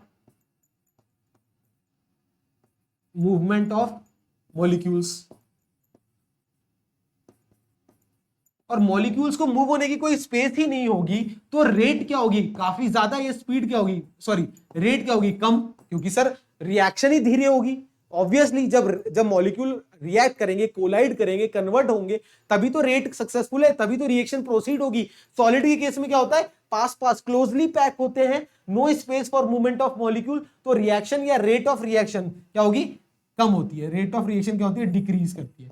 और उसी तरीके, अगर उसी जगह मैं बात करूं गैसियस क्रिस्टल की, क्या बात कर रहा हूं, ये मान लो लिक्विड है, लिक्विड में भी होता है, मैं एक्सट्रीम्स की बात कर रहा हूं। अगर मैं बात करूं गैसियस क्रिस्टल की, तो गैसियस क्रिस्टल में क्या होता है, मॉलिक्यूल, ये क्या है, गैस है, गैस। तो इसके अंदर जो मॉलिक्यूल्स होते हैं, वो मॉलिक्यूल्स आर फार अपार्ट,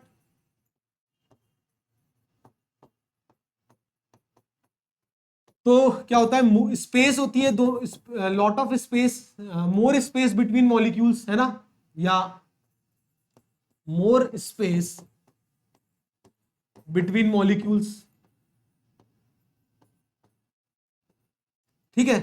तो रेट, तो क्या कह सकते हैं, मॉलिक्यूल का मूवमेंट क्या होगा, फास्ट होगा, तो मूवमेंट ऑफ मॉलिक्यूल्स क्या होंगे, फास्ट होंगे। इससे क्या होगा, रेट क्या होगी, रेट ऑफ रिएक्शन इंक्रीज होगी, रेट क्या होगी, इंक्रीज होगी। क्लियर है? लिक्विड इन दोनों के मॉडरेट में रहता है। तो कहने का मतलब यह है कि सर रिएक्टेंट का जो स्टेट है, भले ही वो सॉलिड है, पाउडर है, उसमें भी चेंज हो जाता है, सॉलिड लिक्विड गैस है, उसमें भी क्या हो जाता है, चेंज होता है। कैसे, समझ में आया? सॉलिड में इंटरमॉलिक्यूलर फोर्स ज्यादा, तो मूवमेंट नहीं होगा, तो रेट कम हो जाएगी। गैसेस में इंटरमॉलिक्यूलर फोर्स क्या होते हैं, कम, तो गैसेस के मॉलिक्यूल फार अपार्ट होते हैं, इजीली मूव होंगे, फास्टली मूव होंगे, तो केमिकल रिएक्शन फास्ट हो जाएगी, तो रिएक्शन की रेट क्या हो जाएगी, इंक्रीज हो जाएगी। तो पहला फैक्टर क्लियर है, नेचर ऑफ रिएक्टेंट पे कैसे डिपेंड किया। दूसरा, स्टेट ऑफ रिएक्टेंट पे कैसे डिपेंड किया। ये दोनों चीजें क्लियर है कि कैसे कैसे रेट ऑफ रिएक्शन जो है वो डिपेंड कर रही है, ठीक है। तीसरा और बहुत इंपॉर्टेंट फैक्टर जिस पे रेट ऑफ रिएक्शन डिपेंड करती है, वो है कॉन्सेंट्रेशन ऑफ रिएक्टेंट। यहां से अपना इंपॉर्टेंट टॉपिक है ये बहुत ध्यान से देखना। पहले तीसरा फैक्टर जिस पे रेट ऑफ रिएक्शन डिपेंड करती है वो क्या है? Concentration, concentration of reactants. खुद ही सोचना, बहुत ध्यान से समझना मेरी बात को कि रिएक्टेंट्स अगर मैं ज्यादा लूंगा और कम लूंगा तो क्या रेट चेंज होगी? बिल्कुल। फॉर एग्जांपल वापस उस ग्राफ पे आ जाते हैं। अगर मैं इस ग्राफ पे बात करूं जहां कॉन्सेंट्रेशन क्या हो रही है रिएक्टेंट की टाइम के साथ कम हो रही है, ये टाइम था और ये रिएक्टेंट की कॉन्सेंट्रेशन थी, तो इनिशियली रिएक्टेंट ज्यादा है, ज्यादा मात्रा में, तो ज्यादा आपस में कोलाइड करेंगे तो रेट ऑफ रिएक्शन क्या होगी? ज्यादा होगी। जैसे जैसे रिएक्टेंट कम होते जाएंगे तो कम मॉलिक्यूल आपस में टकराएंगे तो रेट क्या हो जाएगी? कम हो जाएगी। इसका मतलब rate of a chemical reaction is directly proportional to concentration of reactants. ये बात लिख लो, बहुत इंपॉर्टेंट है, ठीक है? तो rate of reaction is directly proportional, rate of reaction is directly proportional to concentration of reactants. Clear है? ऑब्वियस है सर, रिएक्टेंट ज्यादा होंगे तो ज्यादा आपस में टकराएंगे, ज्यादा तेजी से केमिकल रिएक्शन होगी। जैसे जैसे रिएक्टेंट कम बचेंगे तो कम मॉलिक्यूल आपस में टकराएंगे तो स्पीड क्या हो जाएगी? ऑटोमेटिकली कम हो जाएगी। तो rate of reaction is directly proportional to concentration of reactant. Clear है? कोई भी डाउट नहीं? अब यही एक बहुत ही इंपॉर्टेंट लॉ आता है जिसे अपन बोलते हैं क्या? डिफरेंशियल रेट लॉ, जो कि अपने कोर्स में सबसे इंपॉर्टेंट चीज है केमिकल काइनेटिक्स के अंदर। क्या बोलते हैं उसको? Differential rate law. ये क्या चीज है? बहुत ध्यान से समझेंगे।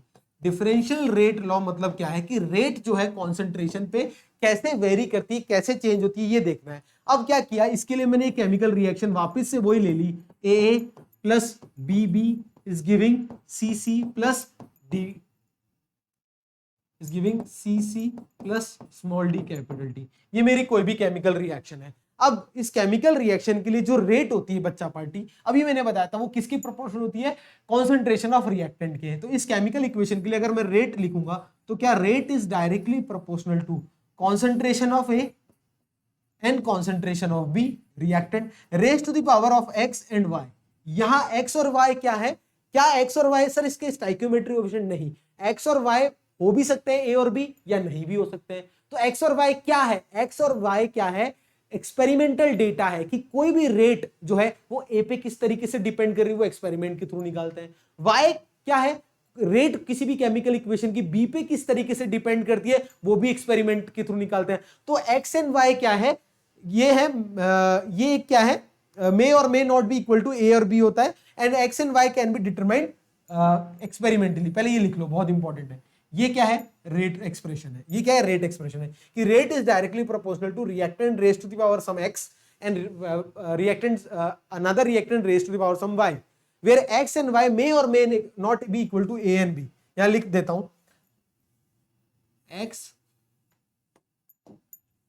एक्स एंड वाई मे और may not be equal to A and B. मतलब ए और बी के बराबर भी हो सकते हैं और नहीं भी हो सकते हैं। तो रेट को कैसे लिखेंगे? मैंने भी बताया था, rate is directly proportional to concentration of reactant. कोई भी एक केमिकल रिएक्शन ली, उसमें ए और बी मैंने रिएक्टेंट्स लिए, तो रेट ए और बी के डायरेक्टली प्रोपोर्शनल होगी उनकी कॉन्सेंट्रेशन के। बट कितनी प्रोपोर्शनल होगी वो डिपेंड करता है एक्सपेरिमेंट डेटा पे। तो X and Y are obtained experimentally,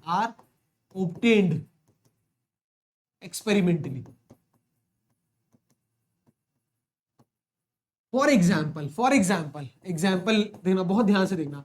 अगर आपको बोला जाए कि एक्सपेरिमेंट द्वारा पता चला कि एक ही कॉन्सेंट्रेशन को डबल करने से रेट भी डबल हो जा रही है, फिर सुनना, अगर एग्जाम्पल दे रहा हूं कि अगर एक ही कॉन्सेंट्रेशन को आपने डबल किया तो रेट भी क्या हो गई? डबल हो गई। क्या हो गई? डबल हो गई। इसका मतलब रेट जो है मेरी, रेट जो है वो ए की पावर 1 की प्रोपोर्शनल है, तभी तो ऐसा होगा। ये डबल तो ये डबल, ये 4 टाइम तो ये 4 टाइम। इसका मतलब एक्स की वैल्यू क्या आ गई? 1। कैसे पता चला? एक्सपेरिमेंट द्वारा। मतलब अपन सर खुद कुछ नहीं मान सकते, नहीं मान सकते। क्वेश्चन अपने आप आपको देगा कि एक्स क्या है और वाई क्या है, वो डिकोड करना अपना काम है। समझ में आया? जैसे अगर आपको ए डबल करने से रेट डबल हो गई, ठीक है। और अगर ऐसे कह रहा है कि बी को हाफ करने से, बी को मान लो डबल करने से, रेट जो है वो 4 टाइम हो गई, क्या हो गई, 4 टाइम्स हो गई। इसका मतलब रेट जो है जो बी की कॉन्सेंट्रेशन के स्क्वायर के प्रोपोर्शनल है, तभी तो ये डबल होगा, तो ये 4 टाइम होगा, या ये 4 टाइम होगा तो ये 16 टाइम होगा। तो ए और बी क्या जो एक्स और वाई हैं वो एक्सपेरिमेंटल डेटा होते हैं। इस तरीके से वो क्वेश्चन आपको देगा और अपन उसको कैलकुलेट कर सकते हैं कि कैसे मुझे एक्स और वाई निकालना है। तो नो नीड टू वरी। इसका मतलब सर कोई भी केमिकल इक्वेशन या केमिकल रिएक्शन अपन को गिवन है, उसके लिए मैं रेट लॉ ऐसे लिख सकता हूं, rate is directly proportional to reactant raised to the power X and other reactant raised to the power Y. Clear है? Where X and Y may और may not be equal to stoichiometric coefficients and X and Y are obtained experimentally. जैसे मैंने एक example आपको ये दो दिए। इसका मतलब सर अगर आपको रेट एक्सप्रेशन लिखना है तो आप ऐसे लिख सकते हो ना, rate is equals to what, K constant लगाएंगे जब रेट का प्रोपोर्शनैलिटी हटा देंगे, a raised to the power x and b raised to the power y। Clear है बच्चों? बिल्कुल सर क्लियर है। इस पूरे एक्सप्रेशन के अंदर मैं अगर आप सब बच्चों से पूछूं कि यहां पर अलग अलग टर्म्स क्या क्या है, मतलब सर यहां x क्या है, y क्या है, a क्या है, b सबको पता है। a क्या है रिएक्टेंट की कॉन्सेंट्रेशन, a की कॉन्सेंट्रेशन, ये b की कॉन्सेंट्रेशन। k क्या है सर? k है मेरा रेट कांस्टेंट, क्या बोलते हैं इसको, रेट कांस्टेंट। बहुत इंपॉर्टेंट टर्म है ये, रेट कांस्टेंट। x क्या है, x क्या है, x को बोलते हैं अपन ऑर्डर ऑफ रिएक्शन। क्या बोलते हैं बच्चा? Order of reaction with respect to a, मतलब a के रिस्पेक्ट में कैसे रेट का, इसका रेट चेंज हो रही है। उसी तरीके से y क्या बोलते हैं, y को बोलते हैं अपन order of reaction with respect to b, with respect to b, reactant b reactant a। Clear है? कोई भी डाउट है किसी बच्चे को? नहीं सर कोई भी डाउट नहीं है। और x प्लस वाई क्या होगा बच्चा? x प्लस वाई इन दोनों के सम को क्या बोलते हैं? Overall order of the reaction. क्या बोलते हैं x प्लस वाई को? ये जो x प्लस वाई होता है, x प्लस वाई, इसको क्या बोलते हैं? Overall order of the reaction. क्या बोलते हैं? ओवरऑल ऑर्डर, या कई बुक्स में ऑर्डर भी लिखते हैं सर, तो order of complete reaction, order of reaction. कौन सी रिएक्शन? वही A plus B B plus is giving C C plus D D. इस रिएक्शन का ओवरऑल ऑर्डर है ये, इस रिएक्शन का मतलब इन दोनों का ऐड कर दो तो क्या आ जाएगा? ओवरऑल ऑर्डर आएगा। एक्स क्या है? Order with respect to A. Y क्या है? Order with respect to B. Clear है? कोई भी डाउट? नहीं सर कोई भी डाउट नहीं, इजी चीजें हैं सारी। क्लियर है? अब देखो यहां बहुत इंपॉर्टेंट बात बताने जा रहा हूं। अब यहां पर रेट जो होता है बेसिकली, ये अभी मैंने लिखा रेट, क्या लिखा यहां पर देखना, यही लिख देते हैं चलो। रेट क्या लिखा मैंने? k raise to the power a, k into A raise to the power X, B raise to the power I. तो रेट को क्या लिख सकता हूं? क्या मैं रेट को माइनस रिएक्टेंट के टर्म्स में dr अपॉन dt लिख सकता हूं? बिल्कुल सर, अभी आपने पढ़ाया था react d by dt of r, start यहां से किया था चैप्टर कि ये क्या instantaneous rate with respect to reactant, क्योंकि रिएक्टेंट की बात कर रहे हैं, is direct is equal to k, a की concentration raise to the power x और b की concentration raise to the power y। ये इस तरीके से जब भी मैं रेट इक्वेशन को लिखता हूं तो इस ये क्या लिया मैंने? डिफरेंशियल को क्या ले लिया? काम में ले लिया। d by dt is differential. तो इस पूरी रेट इक्वेशन को क्या बोलते हैं? रेट, डिफरेंशियल रेट लो। क्या बोलते हैं इसको? डिफरेंशियल, क्या बोलते हैं इसको? डिफरेंशियल रेट लो या डिफरेंशियल रेट इक्वेशन भी बोलते हैं, डिफरेंशियल रेट इक्वेशन या रेट लॉ भी बोलते हैं कई, ठीक है कोई दिक्कत नहीं है, रेट लॉ। तो डिफरेंशियल रेट लॉ क्या कहता है? Rate is equal to K, rate को बस मैंने डी बाई डी टी के फॉर्म में लिख लिया। तो this is how we represent, इस तरीके से अपन रिप्रेजेंट करते हैं rate of a chemical reaction. कोई भी एक जनरल केमिकल इक्वेशन दे दी, उसको मैंने इस तरीके से रिप्रेजेंट कर दिया। क्लियर है बच्चों? बिल्कुल सर। कोई एक एग्जाम्पल कराइए सर, जब मजा आता है तब फील आती है केमिस्ट्री में। ए और बी में तो इतना मजा नहीं आता। कोई बात नहीं, एक एग्जाम्पल देखो, एक एग्जाम्पल देखना बहुत ध्यान से। मैं कोई केमिकल रिएक्शन दे रहा हूं आपको, क्या ले लिया मैंने? CHCl3 लिया। क्या लिया? CHCl3 plus Cl2, CHCl3 plus Cl2। क्या किया? CHCl3 और Cl2 को रिएक्ट कराया, क्या बनाया? CCl4 plus H2। अब इसके अंदर सबसे पहले ये बैलेंस्ड है या नहीं ये चेक कर लो। क्लोरीन कितने हैं, इसको बैलेंस करना चाहो तो बैलेंस कर लो। तीनों, ये H2 नहीं HCl, sorry, plus HCl balance है या नहीं? देखो HCl कितने हैं यहाँ? H1 है, 1 है, क्लोरीन 3 और 2 5, कार्बन 1, ठीक है, सब बैलेंस्ड है। अब इस केस के अंदर अगर मैं रेट लॉ लिखूंगा, अगर रेट एक्सप्रेशन लिखूं, rate expression for this equation, तो रेट इस इक्वेशन क्या होगी? Rate is directly proportional to reactant क्या है, एक तो है sir CHCl3 raise to the power some x, and ये क्या है Cl2 raise to the power y। इस तरीके से लिखेंगे। क्या x और y कैसे बताएगा, क्वेश्चन ये बताएगा आपको कि एक्सपेरिमेंटली अपन ने ऑब्टेन्ड किया कि CHCl3 बढ़ाने पे, जितना CHCl3 बढ़ाएंगे उतना ही रेट बढ़ता है। तो एक्सपेरिमेंटली क्वेश्चन में देता है, ये चिंता मत करना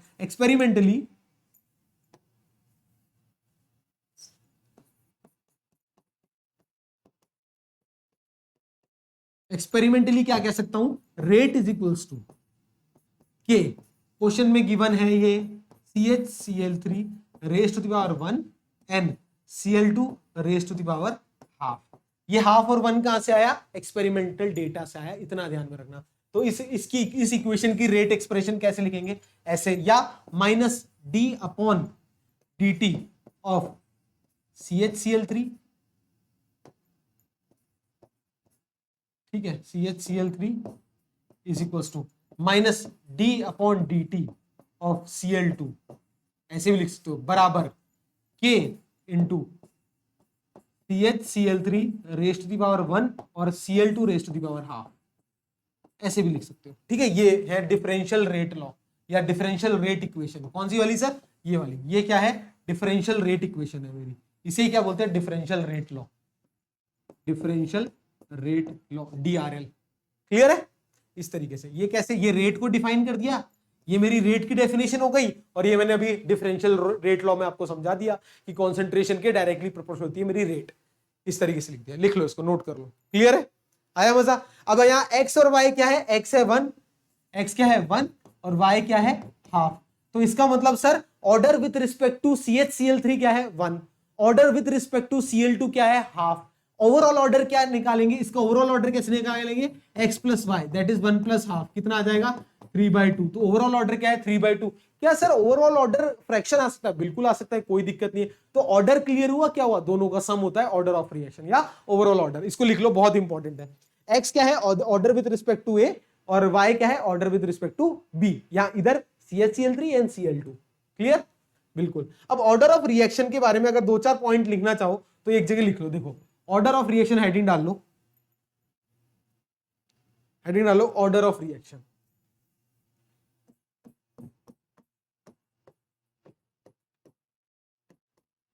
order of reaction is basically what, x plus Y.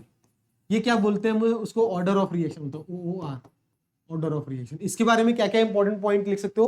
पहला, ये कैसे डिटरमाइन करते हैं, एक्सपेरिमेंटली, क्योंकि सर x भी एक्सपेरिमेंटली आता है, y भी एक्सपेरिमेंटली आता है, तो दोनों का सम भी एक्सपेरिमेंट से ही आ रहा है ना, तो एक्सपेरिमेंटल डेटा है, एक्सपेरिमेंटल क्वांटिटी है, पहली इंपॉर्टेंट बात। ठीक है, दूसरा, क्या सर ये क्वांटिटी जो है नेगेटिव हो सकती है, बिल्कुल, it can be positive, it can be negative, it can be zero और इवन फ्रैक्शन। ये क्या हो सकती है, जीरो भी हो सकती है और फ्रैक्शन भी हो सकती है। क्लियर है, ये 2 इंपॉर्टेंट बात लिख लो। ठीक है, अगर मैं बात करूं कि किसी भी केमिकल इक्वेशन में ऑर्डर ऑफ रिएक्शन कैसे निकालते हैं, तो 2 तरीके की केमिकल रिएक्शंस अपन केमिस्ट्री में देखते हैं, एक एलिमेंट्री और एक कॉम्प्लेक्स। सर एलिमेंट्री मतलब एक ऐसी रिएक्शन जो कि सिंगल स्टेप में हो रही है, क्या, elementary, for elementary reaction. Elementary बोले तो जो रिएक्शन सिंगल स्टेप में हो रही है, क्या हो रही है, सिंगल स्टेप में हो रही है, उस रिएक्शन के लिए ऑर्डर कैसे निकालेंगे, बहुत ध्यान से देखना।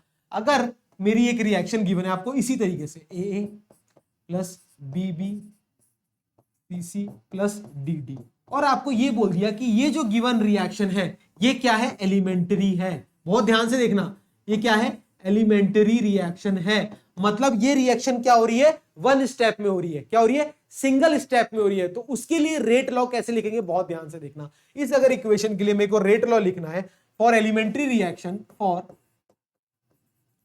एलिमेंट्री रिएक्शन, जो रेट एक्सप्रेशन क्या होता है, रेट इज इक्वल्स टू, अभी बताया था मैंने, K A to the power x और B to the power y था ना, बिल्कुल। अगर वो एलिमेंट्री रिएक्शन है तो A क्या हो जाएगा, ये वाला A हो जाएगा, x क्या हो जाएगा, स्टोइकियोमेट्रिक कोएफिशिएंट ऑफ A, और B क्या हो जाएगा, stoichiometric coefficient of B, y। ठीक है, क्लियर है। अरे सर x और y कहां गए, अगर कोई भी केमिकल रिएक्शन आपको एलिमेंट्री गिवन है कह रहा है, क्वेश्चन कह रहा है कि एलिमेंट्री है, सिंगल स्टेप में हो रही है, तो इसका मतलब एक्स और वाई क्या है, बेसिकली उसके कोफिशिएंट्स ही है। एक और नई बात सीखने को मिली कि एलिमेंट्री रिएक्शन के अंदर ये लिखता है, तो इसके लिए ऑर्डर क्या हो जाएगा, इस रिएक्शन के लिए ऑर्डर क्या हो जाएगा, ए प्लस बी।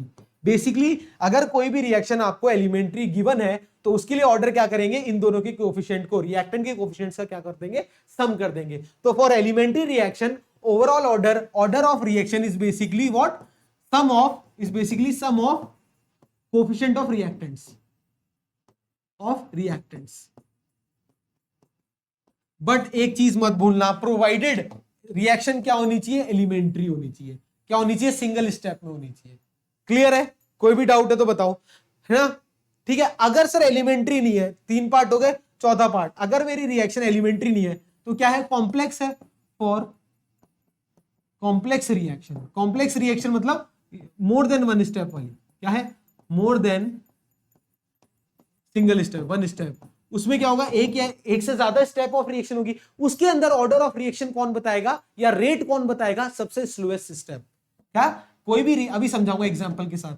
ठीक है, तो कॉम्प्लेक्स रिएक्शन या ऐसी रिएक्शन जो एक स्टेप से ज्यादा स्टेप में हो रही है, तो rate can be determined, rate कौन बताता है, स्लोएस्ट स्टेप। क्या बताता है, कौन बताता है, स्लोएस्ट स्टेप। एक एग्जांपल कराएंगे अभी, स्लोएस्ट स्टेप। जैसे एग्जांपल देखो, एग्जांपल कराता हूं, 2NO, एग्जांपल देखना, बहुत ध्यान से देखना, क्लियर हो जाएगा। 2NO plus O2 is giving 2NO2। मान लो ये गिवन है, 2NO plus O2 is giving 2NO2। Clear है, हाँ सर। इस रिएक्शन का अगर मैं आपसे पूछूं ऑर्डर बताओ, अगर बच्चे ऐसे करते हैं, मान लो ऑर्डर क्या करते हैं, 2 + 1 = 3, मतलब दोनों रिएक्टेंट का सम, तो वो क्या हो जाएंगे, गलत। क्यों, क्योंकि ये रिएक्शन एलिमेंट्री गिवन है या नहीं गिवन, ऐसा कुछ भी नहीं गिवन है। होता क्या है, ये जो रिएक्शन है ये कॉम्प्लेक्स रिएक्शन होती है। क्या होती है, कॉम्प्लेक्स रिएक्शन होती है। दिस रिएक्शन टेक प्लेस, ये रिएक्शन जो होती है 2 स्टेप में होती है, इन 2 स्टेप। अब देखना बहुत ध्यान से, 2 स्टेप में कैसे कैसे होती है, देखना। पहला स्टेप क्या होता है, इसके अंदर ये जो NO के 2 मॉलिक्यूल आपस में टकराते हैं, NO प्लस NO, और क्या बनाते हैं, N2O2 बनाते हैं। क्या बनाते हैं, N2O2 बनाते हैं। पहला स्टेप ये है। ये जो स्टेप होता है ये क्या होता है, फास्ट होता है। क्या होता है, फास्ट स्टेप होता है। सर ये कैसे पता चल रहा है, सब एक्सपेरिमेंट के थ्रू पता चल रहा है, कि थियोरेटिकल कुछ भी नहीं बता सकते, ये एक्सपेरिमेंट के थ्रू पता चल रहा है। बस मैं आपको ये बताना चाहता हूं कि अगर कोई रिएक्शन आपको क्वेश्चन में गिवन है, एलिमेंट्री है या सिंगल स्टेप में हो रही है, तो उसका रेट एक्सप्रेशन के अंदर जो कोफिशिएंट्स होते हैं वही एक्स और वाई हो जाएंगे। बट अगर वो कॉम्प्लेक्स रिएक्शन है, उस केस के अंदर रेट कैसे निकालते हैं वो निकालना सिखा रहा हूं। जैसे ये कॉम्प्लेक्स रिएक्शन है जो कि 2 स्टेप में होती है, इसका पहला स्टेप क्या है, फास्ट है। इसका दूसरा स्टेप देखो, पहले स्टेप में 2 NO के मॉलिक्यूल आपस में टकरा के N2O2 बना लिए। दूसरे स्टेप में क्या होता है बच्चा पार्टी, N2O2 जो बना ये O2 से रिएक्ट करेगा और क्या बना लेगा, 2NO2। क्या बना लेगा, 2NO2। और ये स्टेप क्या होता है, मान लो स्लो है।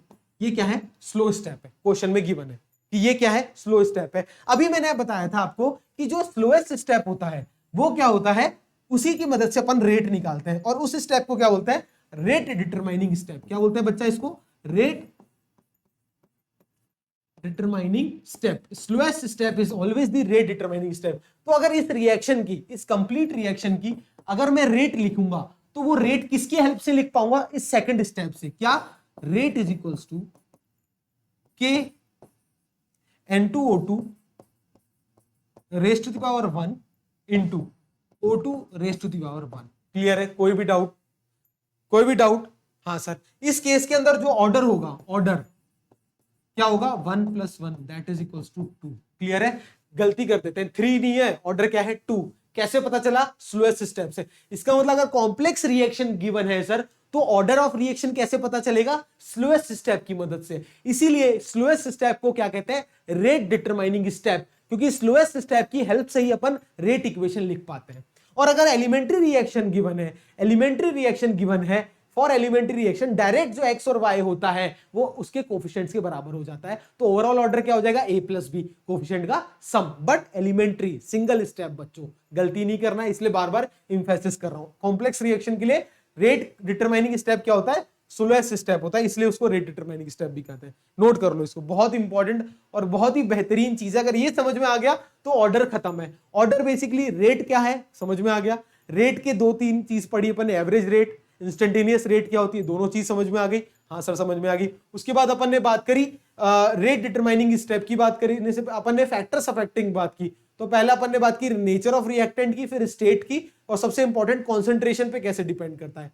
ठीक है, उधर डिफरेंशियल रेट लॉ मैंने लिख के समझाया कि रेट जो है वो कॉन्सेंट्रेशन के डायरेक्टली प्रोपोर्शनल होती है। कई बच्चे कंफ्यूज होते हैं एक्स और वाई क्या होता है, तो उनका कंफ्यूजन दूर करने के लिए मैं बता देता हूं। एक्स और वाई डिपेंड जो होता है ए और ए या बी के बराबर हो भी सकता है या नहीं भी हो सकता है। कब हो सकता है, एलिमेंट्री रिएक्शन के लिए। कब नहीं होगा, कॉम्प्लेक्स रिएक्शन के लिए। अब समझ में आ गया है। तो एक्स और वाई को कैसे निकालते हैं सर, एक्सपेरिमेंटली निकाला जाता है। क्वेश्चन आपको बताएगा एक्स और वाई कैसे निकालना है, मैं सिखाऊंगा, क्वेश्चन कराऊंगा जब। उसके बाद जैसे मान लो एक एक्सपेरिमेंट करके दिखाया मैंने, एक ही कॉन्सेंट्रेशन को डबल करके, अगर रेट डबल हो रही है मतलब रेट जो है एक ही कॉन्सेंट्रेशन के डायरेक्टली प्रोपोर्शनल है, रेज टू द पावर 1, मतलब इस केस के अंदर एक्स की वैल्यू क्या हो गई 1। उसी तरीके अगर रखा है कि बी की कॉन्सेंट्रेशन डबल करने से रेट 4 टाइम हो रही है, या ट्रिपल करने से 9 टाइम हो रही है, तो रेट जो वाई की वैल्यू क्या हो जाएगी 2, क्योंकि rate is directly proportional to B की पावर 2। क्लियर है, बिल्कुल। उस तरीके से फिर मैंने ये तरीका आपको बताया कि अगर इसको डिफरेंशियल फॉर्म में लिखते हैं, इस पूरी डिफरेंशियल फॉर्म को क्या बोलते हैं, डिफरेंशियल रेट इक्वेशन या डिफरेंशियल रेट लॉ, या एक्स और वाई का जो सम होता है उसे अपन बोलते हैं ऑर्डर ऑफ रिएक्शन। ये अपन ने करके दिखाया, एग्जाम्पल करा। Order of reaction experimental quantity होती है, पॉजिटिव नेगेटिव जीरो कुछ भी हो सकती है, फ्रैक्शन भी हो सकती है।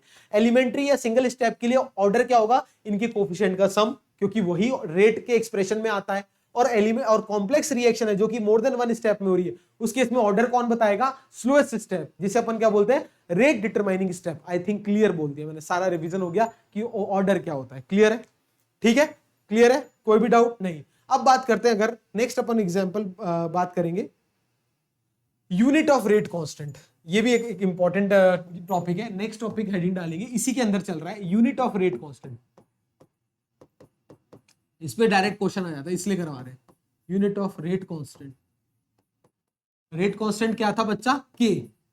ठीक है, बहुत ध्यान से देखना, अभी यही समझ में आ जाएगा। अभी मैंने बताया था रेट एक्सप्रेशन के अंदर क्या लिख सकते हो, rate is equal to K into A की concentration raise to the power X और बी की concentration raise to the power Y. लिख सकते हो नहीं लिख सकते, बिल्कुल sir.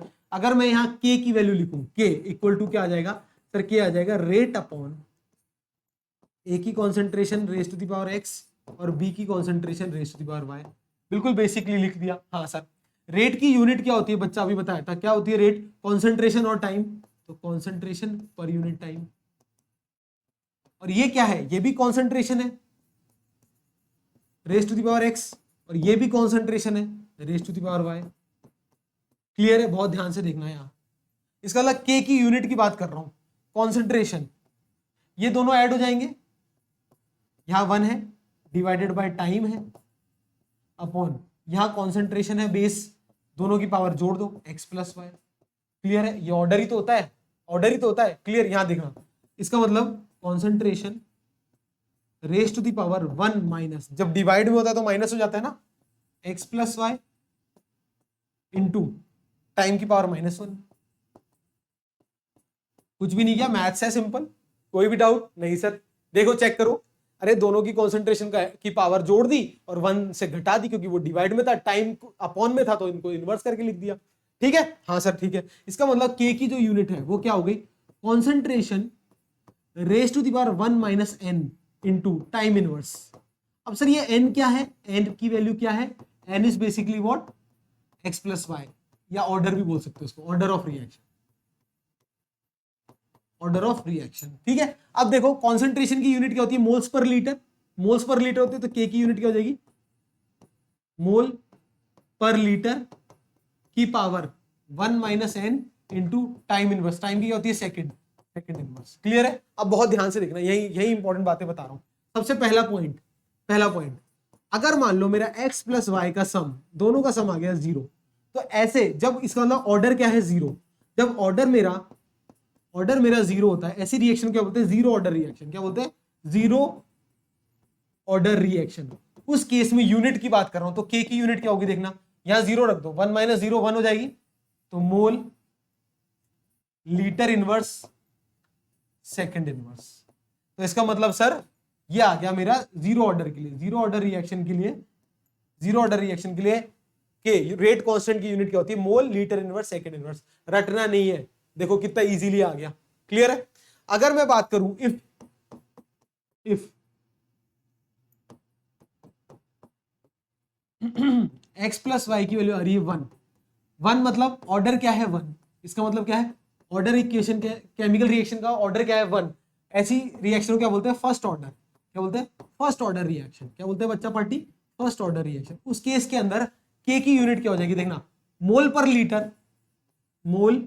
Litre raise to the power 1 - 1 और सेकंड इनवर्स, यही तो था, हाँ सर यही था, 1 - n था ना, n की वैल्यू क्या हो गई 1, तो इसका मतलब ये anything raise to the power 0 1 होता है, तो k की यूनिट क्या हो गई सेकंड इनवर्स, क्या हो गई सेकंड इनवर्स, या ये क्या आ गया मेरा फर्स्ट ऑर्डर का। भाई फर्स्ट ऑर्डर की k की रेट कांस्टेंट की यूनिट क्या आ जाएगी, रेट कांस्टेंट की यूनिट आ जाएगी मेरी सेकंड इनवर्स, और जीरो ऑर्डर के लिए क्या आ जाएगी मोल लीटर इनवर्स सेकंड इनवर्स। उसी तरीके से सेकंड ऑर्डर थर्ड ऑर्डर सबके लिए भी कर सकते हो। सेकंड ऑर्डर के लिए फटाफट कर लो, तो सेकंड ऑर्डर के लिए यही लिख देता हूं, सिलेबस में 2 ही है आपके पास सीबीएसई के सिलेबस में।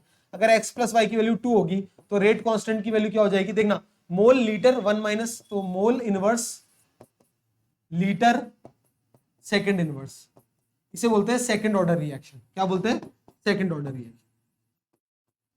एक्स्ट्रा है, सिर्फ 2 ही रिएक्शन आपके सिलेबस में, जीरो ऑर्डर और फर्स्ट ऑर्डर रिएक्शन। क्लियर है, कैसे निकाला यूनिट, क्लियर आ गई, बिल्कुल सर, बिल्कुल बेसिक फॉर्मूले से चलते रहे, कुछ भी नहीं करना, आपको ये याद रखना है, बस ये चीज याद रखनी है कि 1 मोल पर लीटर 1 - n, मोल पर लीटर की power 1 - n into second inverse. ये भी याद करना था तो कर लो, नहीं तो समझ लोगे तो याद करने की जरूरत ही नहीं पड़ेगी। क्लियर है, चलो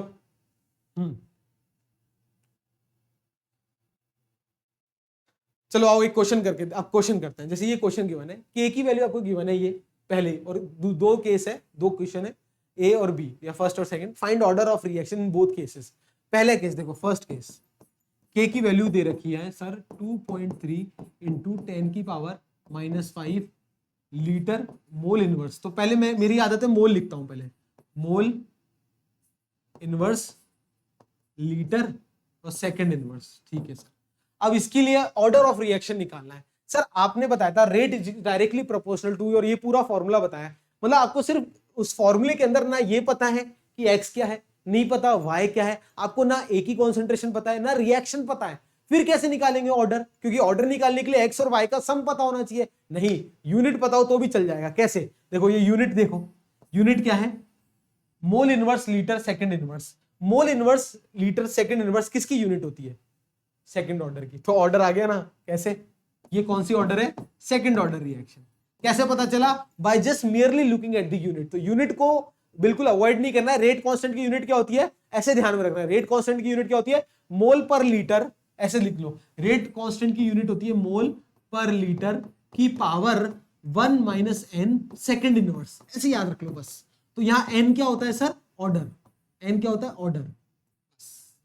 अब इन दोनों को कंपेयर करा लोगे, या तो ऐसे कर लो, या ध्यान है तो बहुत इजीली हो जाएगा। जैसे फर्स्ट ऑर्डर की तो रटी हुई रहती है, कैसे, ये देखो सेकंड इनवर्स, अगर यहाँ n की जगह 1 रख दो तो ये anything raise to the power 0 1 हो जाएगा, सेकंड इनवर्स आ जाएगा। इसका मतलब सेकंड वाले के लिए, सेकंड वाले कौन सा हो जाएगा, फर्स्ट ऑर्डर। कैसे पता चला सर, सिर्फ और सिर्फ यूनिट देख के, सिर्फ और सिर्फ यूनिट देख के। अगर थ्योरी में टाइम लगाएंगे ना तो क्वेश्चन चुटकियों में सॉल्व हो जाएंगे। क्लियर है बच्चों, बिल्कुल सर। नेक्स्ट क्वेश्चन, एक और क्वेश्चन की प्रैक्टिस करते हैं। ये स्टार लगा लो, ये सीबीएसई में आने लायक क्वेश्चन है, आया भी हुआ है पहले, इस साल नहीं आया, 23 में नहीं आया, बट ये अच्छा क्वेश्चन है, बहुत अच्छा क्वेश्चन है, बिल्कुल बेसिक सा है, करना है अच्छे से। आपकी शायद एनसीईआरटी का क्वेश्चन है ना, एनसीईआरटी का क्वेश्चन है।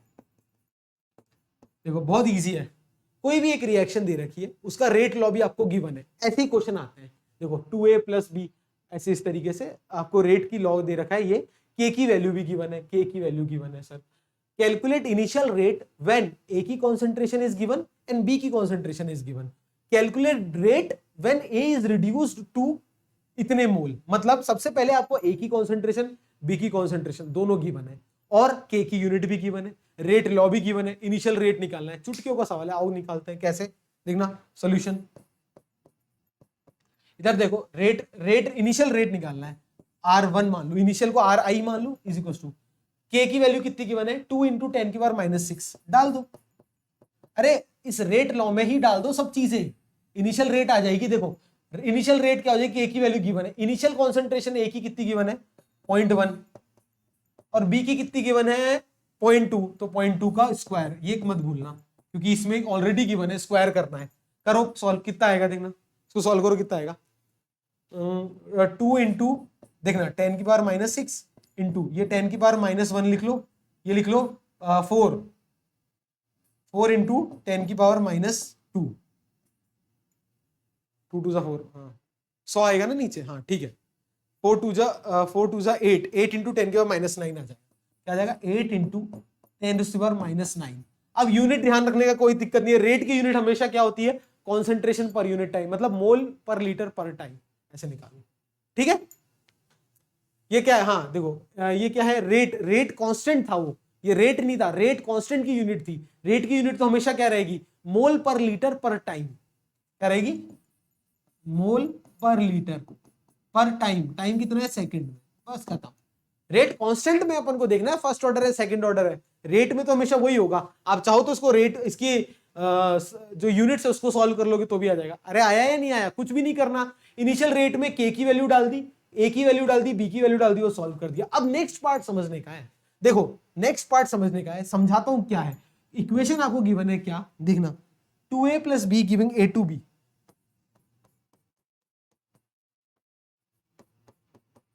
अब क्या किया, इनिशियली इसका 0.1 मोल गिवन थी कॉन्सेंट्रेशन, मतलब t = 0 पे, और इसकी कितनी गिवन थी 0.2, और ये तो बनेगा ही नहीं इनिशियली, केमिस्ट्री में केमिकल इक्विलिब्रियम में पढ़ा है नहीं पढ़ा। अब क्या है, जैसे से रिएक्शन प्रोसीड करेगी तो ये कम होता जाएगा और ये बनता जाएगा। ये कितना कम होगा देखना सर, ये 0.1 - 2x कम होगा, क्यों, ये इक्विलिब्रियम में पढ़ा था, क्योंकि ये 2a है और ये कितना होगा 0.2 - x कम होगा। क्लियर है या नहीं है, कैसे पता चला सर, केमिकल इक्विलिब्रियम में पढ़ चुके हो ना ये सब चीजें। भाई ये 2 है ना, स्टाइक्योमेट्रिक कोएफिशिएंट जो होता है उससे मल्टीप्लाई करते हैं, ये इस तरीके से, या ऐसे देख सकते हो b जितना कम होगा a उसका डबल कम होगा, ऐसे देख लो, ठीक है 0.1 - x ये।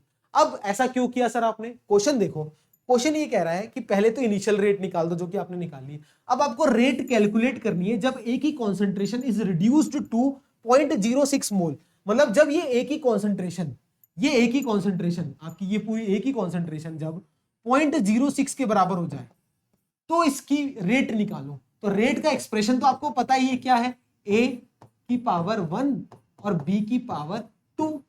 इनिशियली आपको a और b दोनों गिवन थे, बट a की कॉन्सेंट्रेशन कम हो गई, b की कितनी कम हुई ये नहीं पता मुझे, तो मुझे निकालना पड़ेगा ना कि b कितना है, इसलिए मैं केमिकल इक्विलिब्रियम की हेल्प ले रहा हूं और इस तरीके से बैलेंसिंग की हेल्प ले रहा हूं। मोल में पढ़ेंगे अपन ये सब चीजें, आप चाहो तो उधर पढ़ना जरूर, 11th वीक है तो जरूर पढ़ना हो।